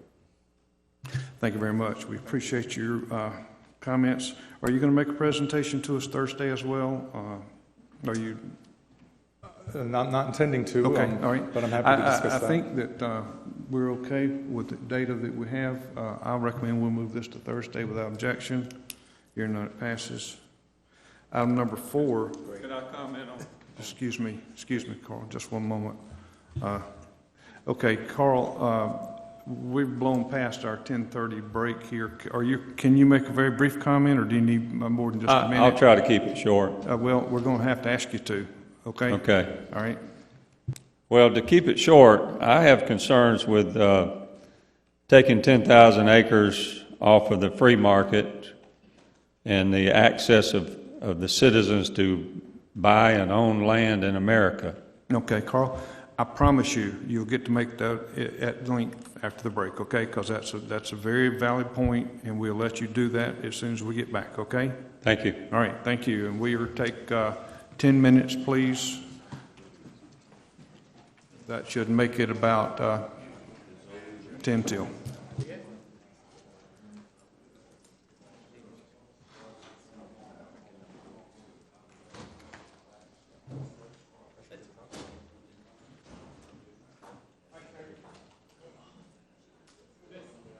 What's up, brother? Hey, I sent you an email. Chill.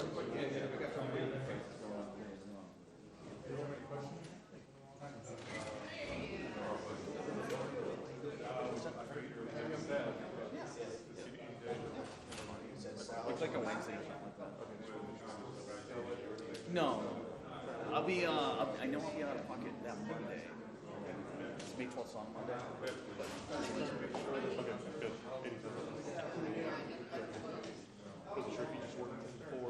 No.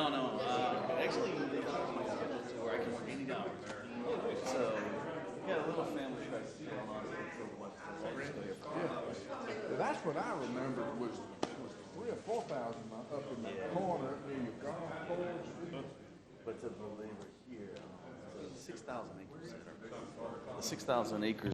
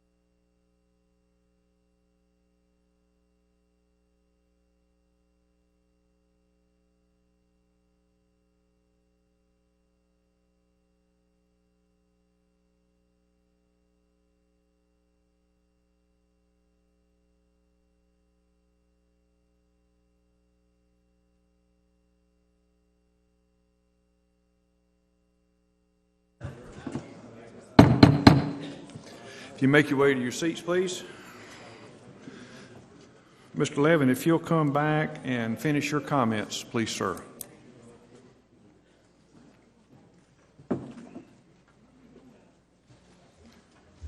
I think I told who I was when I got up here the first time. Yeah. I'm just concerned that with these giant conservancy issues, we're talking about 10,000 acres now, and I think I heard, well, only 2,500 acres of it will be tied up in ownership. The other will be basically put under conservancy and private ownership. There are a lot of issues involved with that. Some of the biggest issues are we're headed towards changing our tax base in Santa Rosa County. If you keep taking property off of the tax rolls, then we've got to start depending on something else to support our county. And we just need to know that. That's where we're headed. I do understand that we need to protect those buffer zones around Whiting Field and around our military bases. We don't want people crowding in there and causing problems for those bases. But 10,000 acres is a heck of a chunk. And the problem that I see is that we have these big land conservancies going around raising private funds, and then I'm sure the folks mean well, and I know they have the best thing in their heart to do this, but we do need to understand that we're changing the way we've run America for 200 years down the road, and I think our county needs to understand that if we go down this road, we're part of that change. Well, Carl, in my comments to the gentleman and going to be my comments to the board is he understands my position and the public does too, I think, but we all understand what you're saying. And is that a state issue or a county issue? If they were to buy the property in the morning, could we keep it on the tax roll, or does it have to come off of the tax roll if a conservancy buys it? Who runs that policy? Is that a local policy or is that a state policy? Who drives the boat there? It depends on the entity buying it. If it's the federal government buying it, then we don't have an option. Okay, but in this case, it's not the federal government. It's a not-for-profit. Mr. Brown may need to look at that. He would probably be the best person to answer that, given whatever particular status this conservancy has. I could support an initiative like this if it remained in whatever zoning category it was and the public had access to the creek to use it and that sort of thing. But I share your concerns, Carl, and I think everybody Well, I have one more concern, and that is that the public citizens, I have 5 children in Santa Rosa County, they will not be able to buy and own land in some of the best parts of Santa Rosa County in the future. And that's the main thing. I would encourage you to go on the internet, go to YouTube, just watch some of the things about Agenda 21, Florida Forever, and where this is going across the United States. Basically, we're going to wind up being packed into small, high-density living areas, and the people are not going to be able to live in the rural areas. Okay. So. Well, thank you. Now, I'd like to be clear on this. I'd like you, the attorney, to take this as an action item for Thursday for information for the board. If we agree to go forward with this, can we keep these properties on the tax roll and include language that says that they agree with us that the public has the right of ingress and egress across them to use the creek for recreational purposes? Can we do that?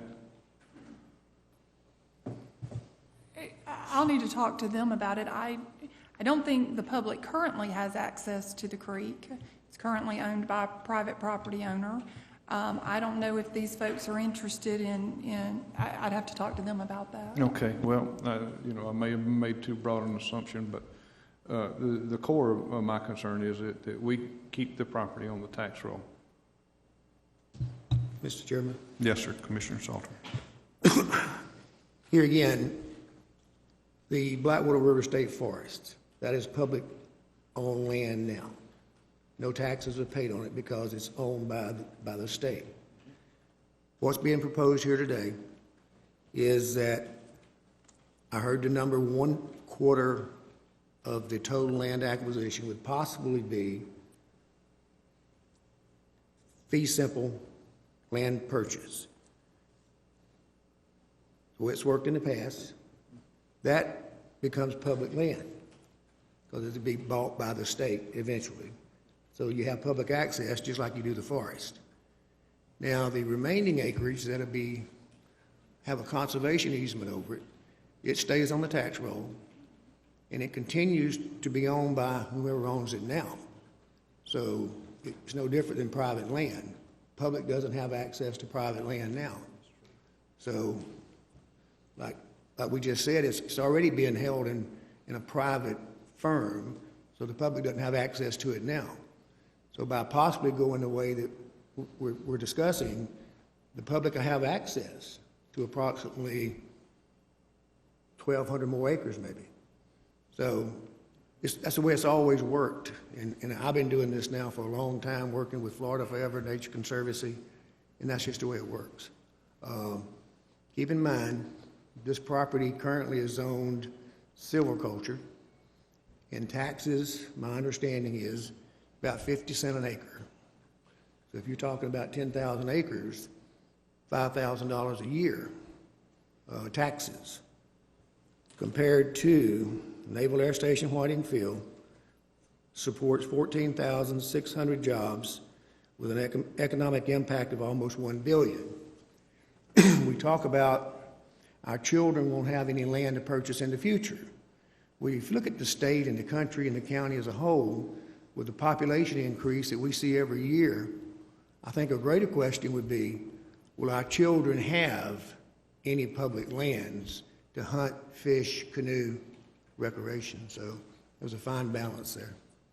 I'm going to support this primarily because it continues to help buffer that base.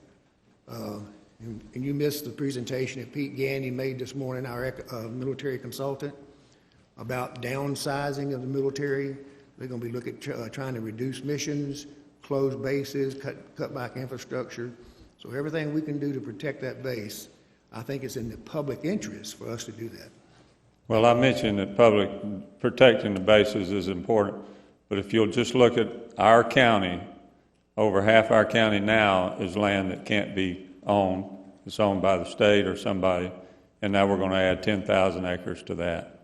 So, and I understand that only 7,000 acres might be set up in conservation easement, but that's still land that you can't do anything with other than grow trees on. And it locks it up in perpetuity, I think, which is somewhat final as far as where we go down the road with our county.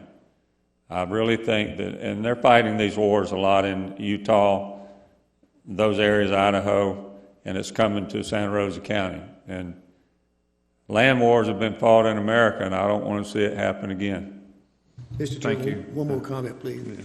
Carl, let me tell you, a few years ago, when we, based on what the state required, put together a rural protection plan on how we're going to protect our farmlands, we spent about a year and a half having public meetings all up through the north end. Everybody's for protecting their farmland until it's time for me to sell my land, and I don't want you to tell me who I can sell it to and who I can't. So you got that balance there too. Well, you hit the nail on the head. Protecting the farmland that somebody else owns means they don't own it anymore because they can't sell it to who they want to. So it's a big, complex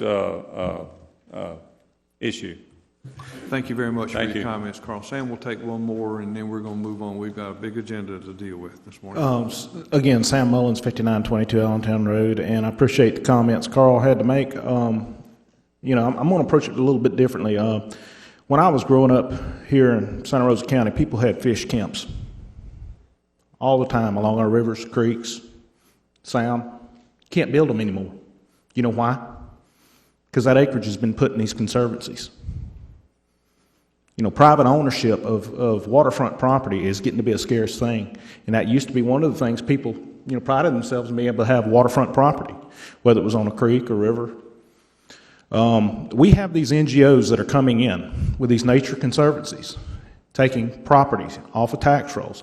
We've had dozens of thousands of acres annually taken off the tax rolls along the watersheds of all of our creeks, rivers, and estuaries, and bays, and even beach property all across the state. Just last night on Fox News, they showed a farmer, a rancher, out in Colorado who had bought 1,200 acres and had leased the rights to graze his cattle on 250,000 acres that adjacent to his property. Federal government came in and confiscated his cattle, ran him out of business. His son finally, after 20 years of fighting the federal government in court, finally got a chance to have his case heard in a higher court after all this time. We've seen this time and time again. I have no problem in building buffer zones and taking acreage that we can take around our bases. But where I have a problem is where we're turning our watersheds and taking it out of private property ownership, where I can go to you, if you own a piece of property, offer you a fair price for it if I want to buy it, and then own it myself and use it for mine and my family's use if I want to. Instead, what we're doing is we are following along the Agenda 21 plan. This is their thing. They keep wanting to buy more and more rural acreage. We see right now that the septic tank issue again is raising its head in Tallahassee on rural property. Rural property owners and farmers and ranchers are being squeezed, and we're asking you to please consider this when you look at this issue. Thank you. Thank you, Carl. All right, it's a lively discussion. We will move this to Thursday without objection. I don't know if we did that before the break or not, so I recommend we move this to Thursday without objection. Hearing none, it passes. Item number 4 is discussion of contract to purchase a parcel adjacent to the sheriff's substation on High School Road in Navarre, as included in the FY 2013-14 Sheriff Office budget. That means this is a budgeted expenditure. This is not an increase or a decrease. We're just spending money he's already planned on. Backups in the book. I recommend we move this to Thursday without objection. Mr. Chairman. Commissioner Cole. Clarification, the backup, it says discussion to purchase partial, singular. And here the address is 2 partials, High School Boulevard. I'd like clarification if we're buying 1 or 2 partials, and also make sure that we're paying $32,000. If it's 2 partials, that we're paying $32,000 for both pieces. So in other words, we're paying $16,000 per partial. Just need clarification on that before I'm willing to. I don't want to pay $32,000 per partial, I guess is what I'm saying. That's noted, and the attorney will have that data for us Thursday. It is 2 parcels. One is just a very tiny sliver of property that is separately taxed. So it's not 16 apiece, it's simply 32 for the 2 of them. Thank you. Okay. I recommend we move this to Thursday without objection. Hearing none, it passes. Item number 5 is a discussion of contract with West Florida Recycling Incorporated for transportation and processing of recyclable materials. Mr. Walker, are you going to lead that discussion? Yeah, Mr. Chairman, just a summary is you had seen that you had given the West Florida 30 days to correct action, 30 days notice to correct deficiencies, and that was up, I believe it was last Saturday. We placed this on the agenda, and this is just a status of where West Florida Recycling is. The one change that has occurred is that they have filed for reorganization under Chapter 11 bankruptcy. They are servicing, at least at this particular time, our sites. The sites are being serviced. They're processing the materials away from Santa Rosa County. I mean, I assume they're processing them at their site in Pensacola. So for the contract, at least, they are meeting the terms of that absent the funding piece right now. I recall the board that we have a solicitation out for an RFP for other firms to provide this service.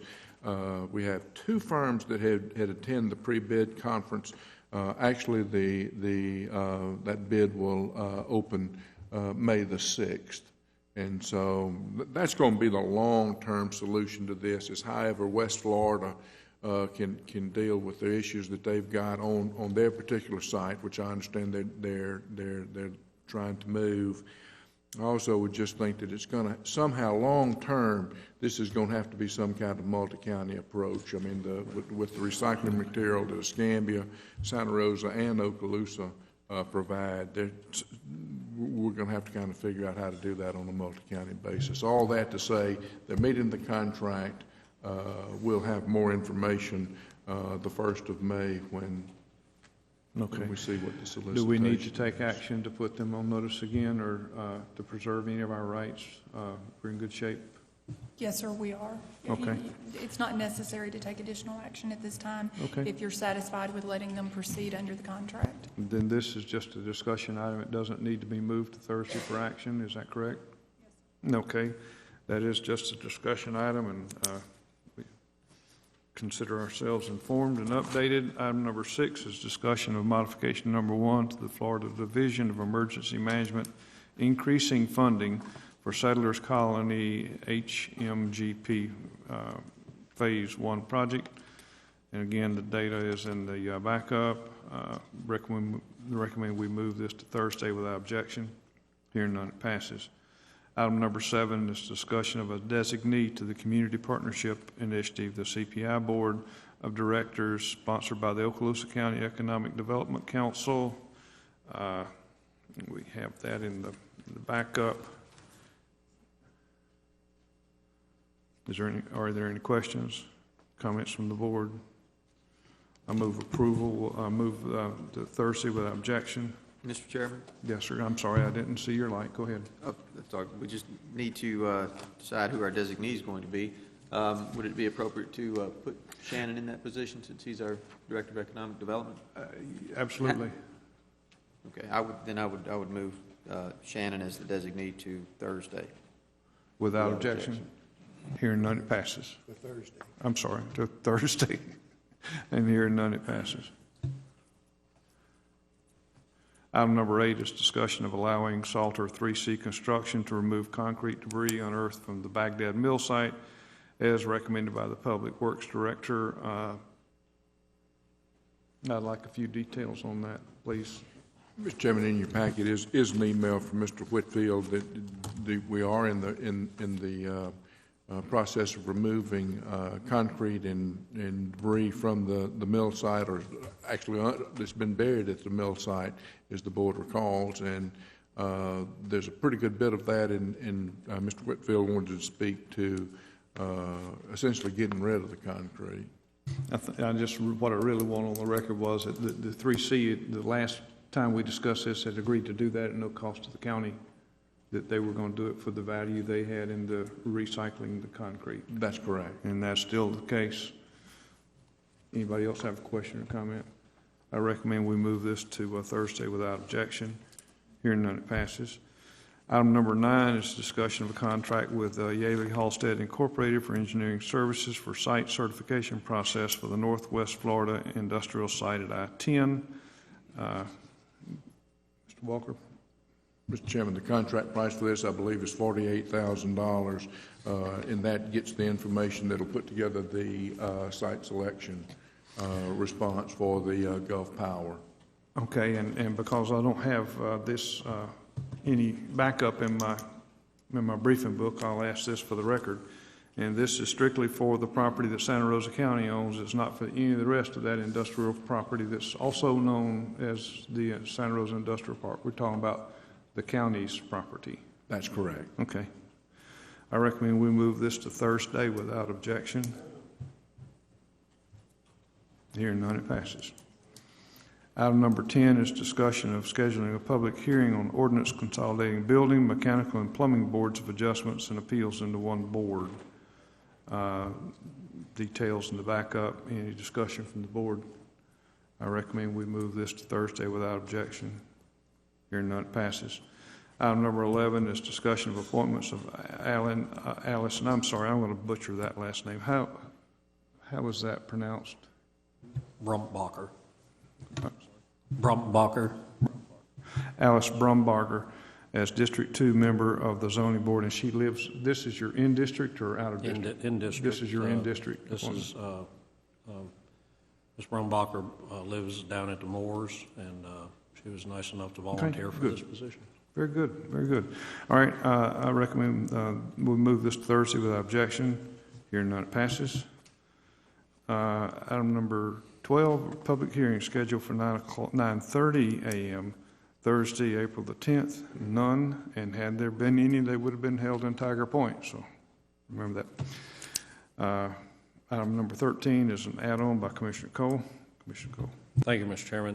I just wanted to bring it to the board's attention that on Wednesday, and this has already passed the Florida House, that Senate Bill 1400, which is in-state college tuition for illegal immigrants, it passed the House, and now I would like for us, I know it's not timely to do a resolution, us all to study this, but since it is being voted on Wednesday, I'd appreciate my fellow members and the citizens to contact Senator Evers and Senator Gates and give them their feelings on this. Well, I think it's just like when Congressman Miller says, you know, first thing we do when a illegal immigrant, if we give them legitimacy in this country, the first thing they've done coming into the country is an illegal act.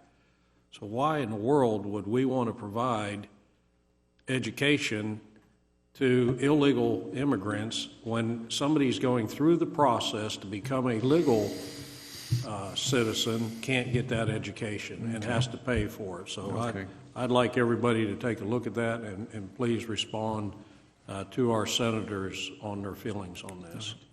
Thank you, Commissioner Cole. Next up is the engineering report. Thank you, Mr. Chairman. Discussion number 1, discussion of deductive change order number 3 to the contract with AE New in the amount of $113,379.72 for the Baghdad Volunteer Fire Station. Okay, it's attachment number 1. I recommend move this to Thursday without objection. Hearing none, it passes. Item number 2 is the discussion of approval of the construction plans for the Boracay Cove subdivision, a 67 lot subdivision in a portion of Section 12, Township 1 North, Range 29 West, Working District 1. Okay. I recommend we move this to Thursday without objection. Hearing none, it passes. And that concludes the engineer's report. Public service, Commissioner Lynchard. Thank you, Mr. Chairman. Item number 1 is discussion of approval to submit application for 3 grants to the Florida Forest Service Volunteer Fire Assistance VFA grant program and authorize signature of all associated documents. Each grant will require 50% match, and matching funds will be allocated from the MSBU Joint Reserves account. There's backup in the agenda. Unless there are any questions, I'll move this to Thursday without objection. Hearing none, it passes. Item 2, discussion of adopting the Comprehensive Emergency Management Plan by resolution as approved by the state. Again, there's backup in your agenda. Any questions? If not, I'll move this to Thursday without objection. Hearing none, it passes. Item 3, discussion of agreement with medical outfitter training consultants to provide NAEMT certified tactical combat casualty care training for a total of $10,125. Unless there are any questions, I'll move this to Thursday without objection. Hearing none, it passes. Item 4, discussion of approval of the SHIP second mortgage subordination request for the property located at 7236 Putters Lane in Milton. Unless there are any questions, I'll move this to Thursday without objection. Hearing none, it passes. Item 5, discussion of approval of a resolution of support and other related documents for the Transportation Alternatives Program grant for the J Sidewalk Project. Again, unless there are any questions, I'll move this to Thursday without objection. Hearing none, it passes. And item 6 is discussion of the Transportation Regional Incentive Program grant application for the PD&E study for the Navarre Community Access Roads. There's a memo in your agenda. Any discussion, members of the board? If not, I'll move this to Thursday without objection. And glad to see that coming on the horizon and do so without objection, and it passes. And that concludes public services. Okay, Public Works Committee, Commissioner Cole. Thank you, Commissioner. Item number 1 is discussion of scheduling a public hearing on the proposed vacation of Circle Lane north of Maplewood Drive between Block 17, Lot 18, and Block 19, Lot 1. And the 5th edition of Santa Rosa Shores is recorded in Plat Book B, page 105.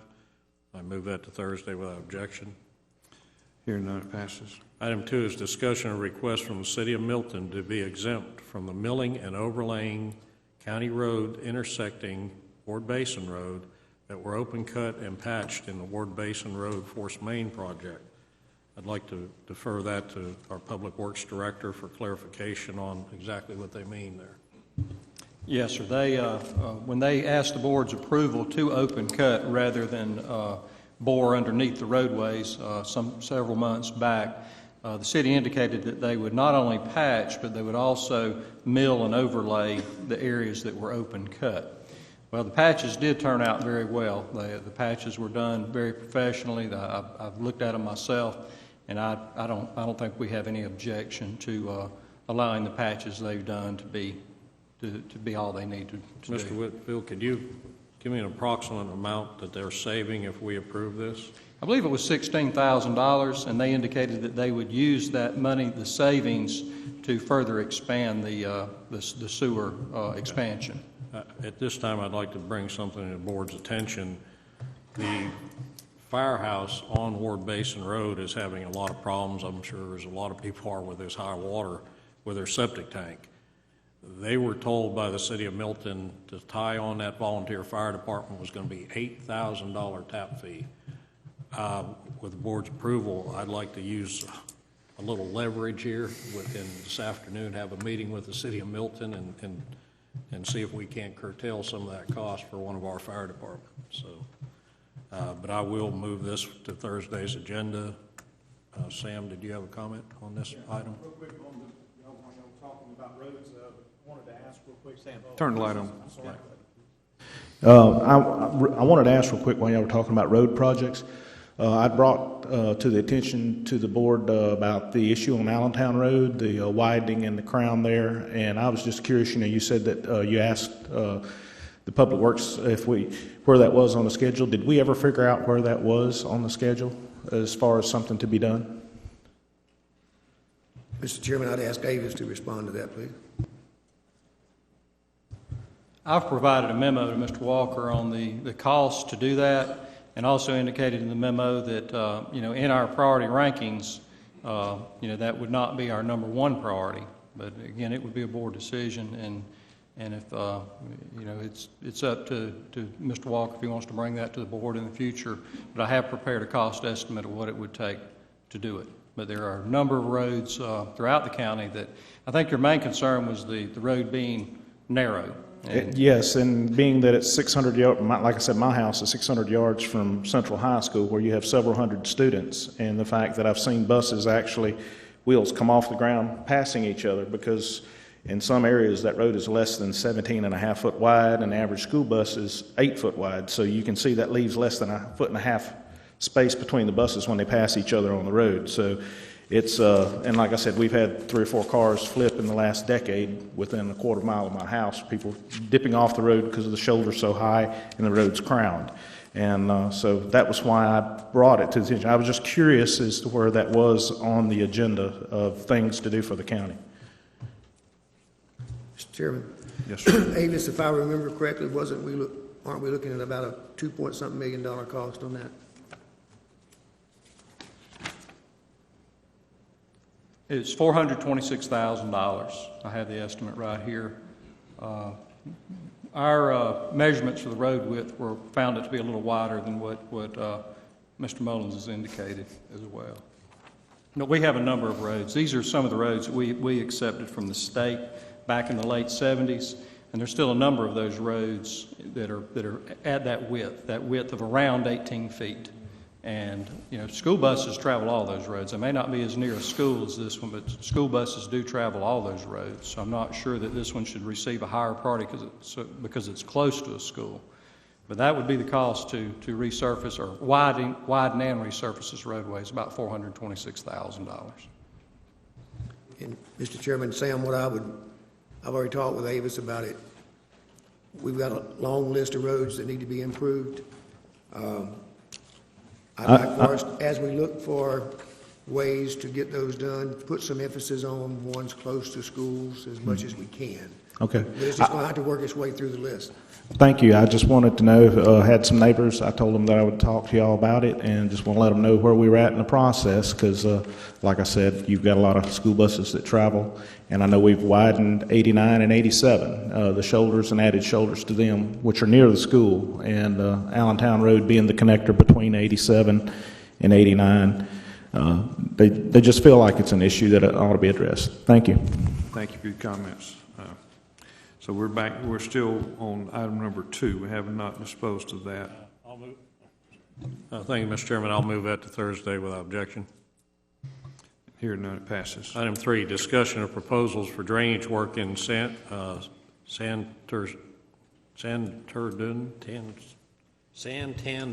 subdivision. Sorry about that. Move that to Thursday if there's no comments without objection. Mr. Chairman, I will just note that we're still in the process of obtaining those proposals, and we should have them before Thursday. We just wanted a placeholder on the agenda so we could go ahead and get this done. If you're not ready Thursday, we'll continue it from that point. Yes, we have 2 of the 3 proposals. We're waiting on 1 more. We should have it in the next day or so. Very good. Thank you. We'll move that to Thursday without objection. Hearing none, it passes.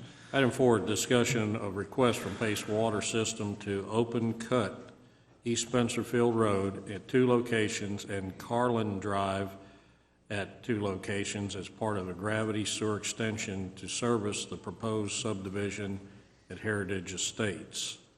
Mr. Whitfield, your comments on that one? You do have a memo that I had sent to Mr. Walker in your backup where we have concerns about open cutting, in particular East Spencerfield Road, just because of the amount of traffic that's on that road. Normally we do require utility providers to either directional bore or jack and bore underneath roadways, and we feel like there needs to be a very good reason to do anything differently than that. I'm sure that Pace, they may want to have a representative comment on this, but our position would be unless there's some other reason other than just the cost, they need to bore under these roadways. It'd be quite a disruption to traffic, especially on East Spencerfield Road, and also we have a good quality road there that I know that they could patch it and overlay, but still the patches. Typically, you run into some potential issues if it's not compacted properly. You could have settlement, and we've got a good road there. So there needs to be some very good reasons to before a decision's made to open cut this road, in our opinion. Okay, and in the past, this is not our policy to allow this, unless I think we see close in the future we plan to resurface the road or something anyway. So I'll move that. Any other comments or questions from board members? If not, I'll move that to Thursday for a vote on Thursday. I'll do so without objection. And our recommendation would be to deny the request. So noted. Okay, and that's item number 4, and hearing none, it is moved to Thursday. All right, item 5 is discussion and request from Pace Water System for a 180 by 20 easement along the western border of the county retention pond on East Spencerfield Road for gravity, sewer, and reclaimed water transition lines. Mr. Whitfield, any comments on that one? We have no objection to providing the easement. Okay, so noted. I'll move that to Thursday without objection. Hearing none, it passes. Item 6 is discussion of 1-year extension of the agreement with Gulf Atlantic Culvert Company for aluminized culvert pipe at the current pricing. I'll move that to Thursday without objection. Hearing none, it passes. Item 7 is discussion of a 1-year extension of agreement with Arcadia Culverts Incorporated for HDPE and bituminous coated culvert pipe at current pricing. I'll do so without objection to Thursday. Hearing none, it passes. Item 8 is discussion of sidewalks in Parkwood Commons subdivision Comments or questions from the board and discussion? I believe Mr. Thomas Henry wanted to address the board on this issue. I was just going to say, how are we going to fund these? So maybe we'll learn that now.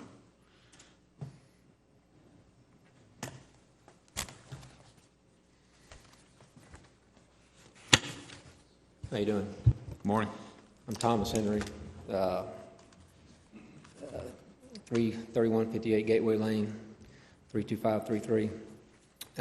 I was requesting this to, I wanted to request to the board to see if we could modify the construction plans in Parkwood Common Subdivision to delete the sidewalk requirement in there that's on the construction plans now. It's causing a, excuse me, it's causing an issue for me with my current construction going on, and it's a little bit of a complicated issue, but I'd be glad to explain it to you if you'd like to listen. I don't know if Steve, I know I don't know how much y'all know about it or if there's anything you know about it. I have no idea what we're, other than... Well, what's going on right now is I purchased the lots in Parkwood Common Subdivision. Yes, sir. Didn't develop the subdivision, purchased the remaining lots in there.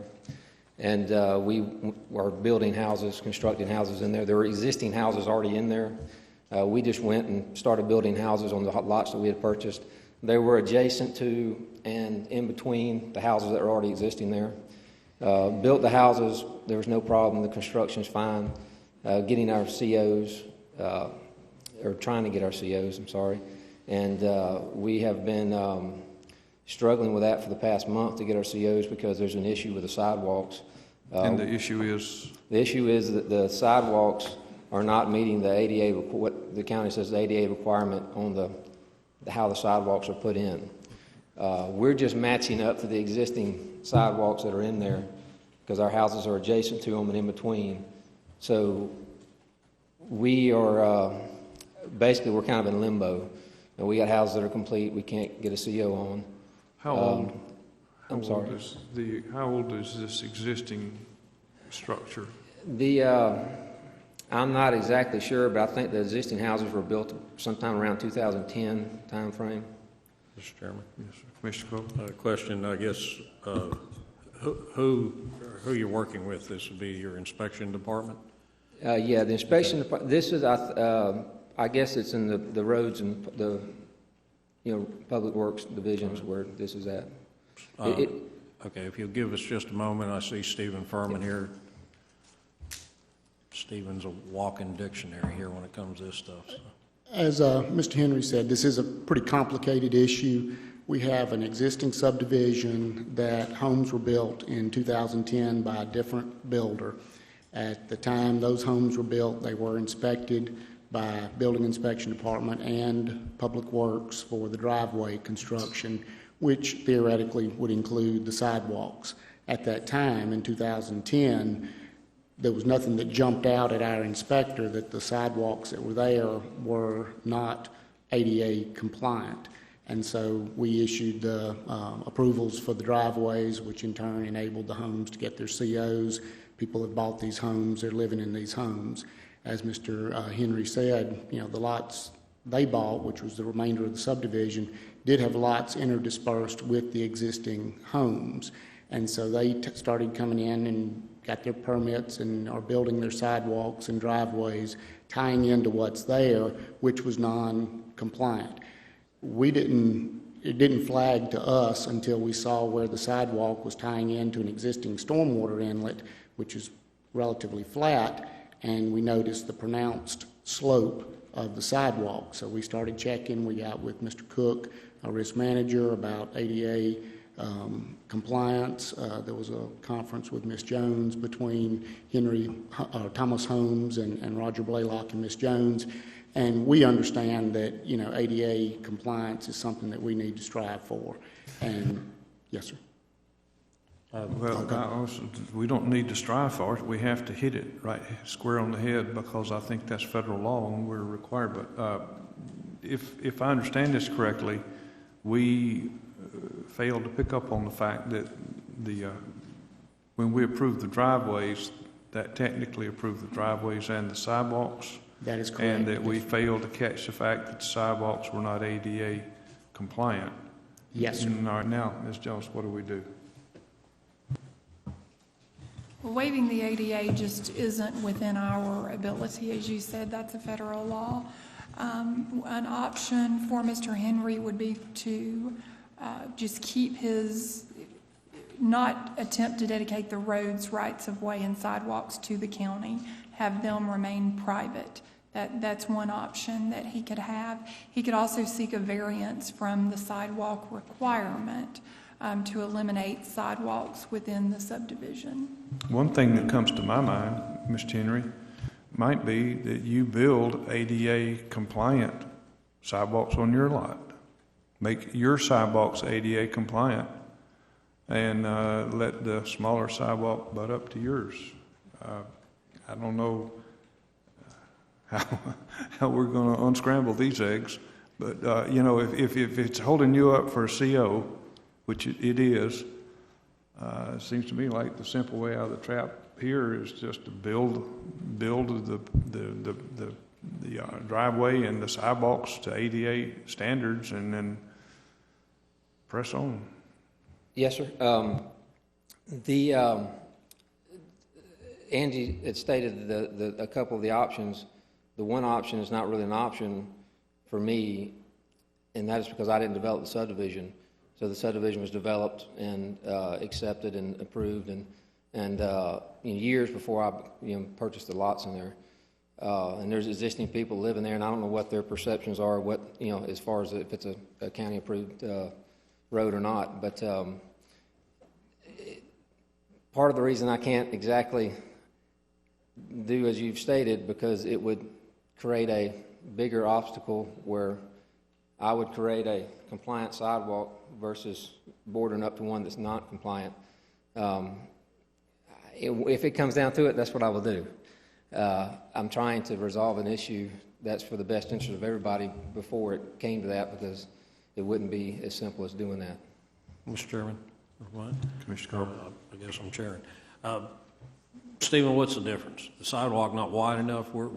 It's the cross slope of the sidewalk. The lots are higher than the roadway, and so the sidewalks that were originally put in were at a steeper slope from one side to the other than ADA allows. And what further complicates the issue is that the slope of the sidewalk that was too steep carries on across the driveway.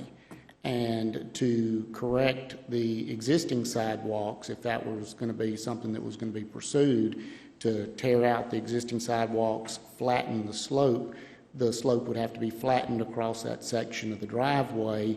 And because the lots are high, the houses are much higher than the street, the driveways are already very steep.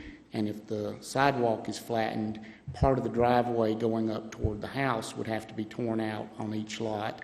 And that flattened out, or actually steepened up from where the sidewalk is. So the property owners would probably have strong objections to having part of their driveway torn out that would extend beyond the county's right-of-way, because we do have a platted right-of-way. One point I want to make sure everybody's clear on is that while the plat has already been recorded and the road rights-of-way and the stormwater retention pond have been dedicated to the public, the board, your board, has not accepted the paved road and drainage maintenance on this subdivision. So we don't have the maintenance responsibility yet, because the original developer had a few little punch list items that weren't attended to after the plat was recorded. So the paved road and drainage maintenance never came before you as a board for acceptance. Which includes the sidewalks. Which includes the sidewalks, yes, sir. So at this point, we wouldn't even have a right, or as a public works department, to go in and start modifying these sidewalks that are existing, because it's something that you as a board have not yet accepted for paved road and drainage maintenance. How many lots is this gentleman talking about? There are, I believe, 6 lots that were built prior to Thomas Holmes purchasing the remainder. And I believe Mr. Henry here has about 4 that are in question, is that correct? Yeah. So he's got 4 that are at issue here. Well, my suggestion is going to be that this gentleman go ahead and make them ADA compliant. And can we, since we have not finalized that, can we go back on the other, whoever person and say, hey, if you want this tick list signed off on and us accept them, he has to correct the sidewalks? You're shaking your head no. There's nobody to go back to at this point. I bought these from the bank, basically. So the only party that would have an interest in this would be myself or the existing people in there, because there's nobody to go back to at this point. Okay. All right. We'll get you an answer Thursday. We're not going to sit here and discuss I have some questions. I'm sure the other board members have some questions of the attorney that I'd rather not ask in an open meeting. I claim my right to talk to my attorney about this. So we'll get you something worked up for Thursday, but we understand the scope of your problem. Mr. Chairman? Yes, sir. Mr. Henry, I did go out and look at it, and then we all kind of got lost last week with Commissioner Williamson. But I did go through there and look at that subdivision. And if I understand it correctly now, you may own 4 lots, but there are probably 50, 60 more lots in there that haven't been developed, and I don't know who owns those. So it's greater than just 4 lots. Actually, well, there's 4 lots that we have houses built on right now that's being held up the COs. But yeah, we own 43 lots. The rest of them that are in there we have, because we bought that all at one time. We bought all those lots from the bank. So let me make sure I'm right on this then. So there's 6 houses that are already occupied that have improper driveway or improper sidewalks. You've got 4 more built that are not occupied. So we're talking about 10 out of 60 lots? 10 out of 47. 47 lots, and my opinion is, at this point, and I'll share it with the rest of the board, you make these ones right, that way you don't have a caveat to say, well, we already got an exception to do these 4, and now we want to do the other 40. I think it's going to be easier. Excuse me. Yes, sir, but excuse me, I think you're about to make a mistake for all of us. Pardon me for interrupting you. Yes, sir. I think that we really need to take this thing off the table here and talk to our attorney, and we'll get back to you Thursday, because we're discussing issues and we may buy ourselves something that we don't want. So I'm going to ask that we carry this forward to Thursday, pending advice from our attorney, and let's stop discussing this right here, right now. And I do so without objection. Yes, ma'am? I just want to make a statement. I want to be sure I'm right. All the remaining lots in the subdivision are owned by Mr. Henry, so I'm sure he is looking for a global solution, not a 4-lot or a 6-lot solution, but a global solution, and we can talk about that. We will get that conversation done with you between now and Thursday. The 4 of us will get up to speed with you on that. Let's just not open that. Yeah, let's table that. We'll table that item for further discussion. Let me find, no, item number 8 will be tabled for further discussion on Thursday. Mr. Chairman, that concludes this Public Works Committee. Thank you very much, and I apologize for interrupting you. I just didn't want us to get too far down that rabbit hole without the advice of our attorney. Yes, Budget and Finance Management Committee, Commissioner Cole. Thank you, Mr. Chairman. Item number 1 is discussion of bids received for custodial services for county buildings.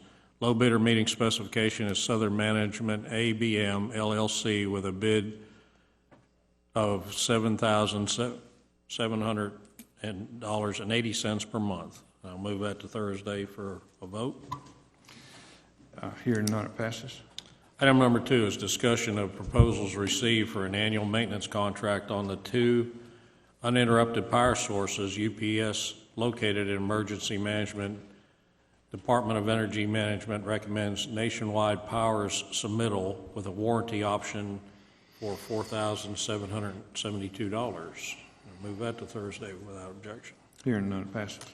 Item 3 is discussion of Budget Amendment 2014-106 in the amount of $59,847 to carry forward funds for the maintenance of Ski Watch Canal in the Ski Watch MSBU fund. I do so without objection. Hearing none, to Thursday. Item 4 is discussion of budget amendment 2014-107 in the amount of $40,575 to transfer funds from the capital fund to the general fund to purchase the Cisco Blade server system and software for data collection and storage. Redundancy is approved at the March 27, 2014 BOCC regular meeting. Move that to Thursday. Without objection? Yes, sir. Hearing none, it passes. And item 5 is discussion of budget amendment 2014-108 in the amount of $695,000 to carry forward funds for the County Road 197 shoulder addition and resurfacing project in the Road and Bridge Fund as approved at the August 22, 2013 regular meeting and will be funded 100% by DOT. Move that to Thursday without objection. Hearing none, it passes. Item 6 is discussion of budget amendment 2014-109 in the amount of $25,000 to carry forward funds for mitigation plan development and consulting for Santa Rosa Shores Canal dredging project in the Santa Rosa Shores Canal MSBU. I move that to Thursday without objection. Hearing none, it passes. Item 7 is discussion of budget amendment 2014-110 in the amount of $29,777 to recognize a contribution from the City of Milton associated with their participation in a CDBG-funded Baghdad sewer extension and authorizes for expenditures as approved at the March 13, 2014 BOCC regular meeting. Move that to Thursday without objection. Hearing none, it passes. Item 8 is discussion of budget amendment 2014-111 in the amount of $47,633 to recognize Florida Service Volunteer Fire Assistance Grant of $24,268 and the transfer of $23,365 from reserve for contingencies and allocate for expenditures in the MSBU Fire District Fund. I move that to Thursday without objection.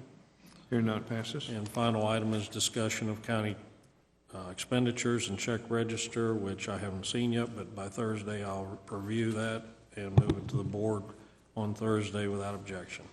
Hearing none, it passes. That concludes concludes budget and finance management. Thank you, Commissioner. Public forum. Anybody in the public to address this board? Jerry Cooey, 6049 Arnie's Way. I thank you for the opportunity to speak. I come before you today with some concerns as I am a member of the First Amendment Foundation Sunshine Brigade. I think from time to time it becomes necessary to refresh what is required of us as elected officials. All communications are sunshine, verbal, written, text. I think there's always some issues with technology, and texting has become, in my mind, a problem, but it is indeed a sunshine issue. Ms. Jones, as a custodian of records, I don't know how you're set up for that right now, but I'd like to request the last 45 days of text messaging from 4 commissioners and Mr. Hunter Walker and yourself. 2 weeks ago, we had a discussion about, I've used the word, how we were going to engage ourselves in this discussion of the vote, and I now would like to read part of the Florida statute into the record. 106.113, expenditures by local governments. And by definition, we are a local government. Any department, agency, board, bureau, district, commission, authority, similar body, county, subdivision of the state. Public funds means all monies under the jurisdiction or control of the local government. Item number 2, a local government or person acting on behalf of local governments may not expend or authorize the expenditure of, and a person or group may not accept public funds for political advertisement, electioneering communications, concerning an issue, referendum, or amendment, including any state question that is subject to a vote of the electors. This subsection does not apply to an electioneering communication from a local government or a person acting on behalf of a local government, which is limited to factual information. I bring that forward because I think there was a little doubt as to how far the county can go, and I want to bring up something that showed up on the county webpage, and that was a PR piece that was pros and cons of the Highway 90 location. Now, I'm going to tell you, and certainly a court of law would have to determine it, but that was as one-sided of a PR piece as I've ever seen in my life. It was all about driving whoever read that to be in favor of the Highway 90 location.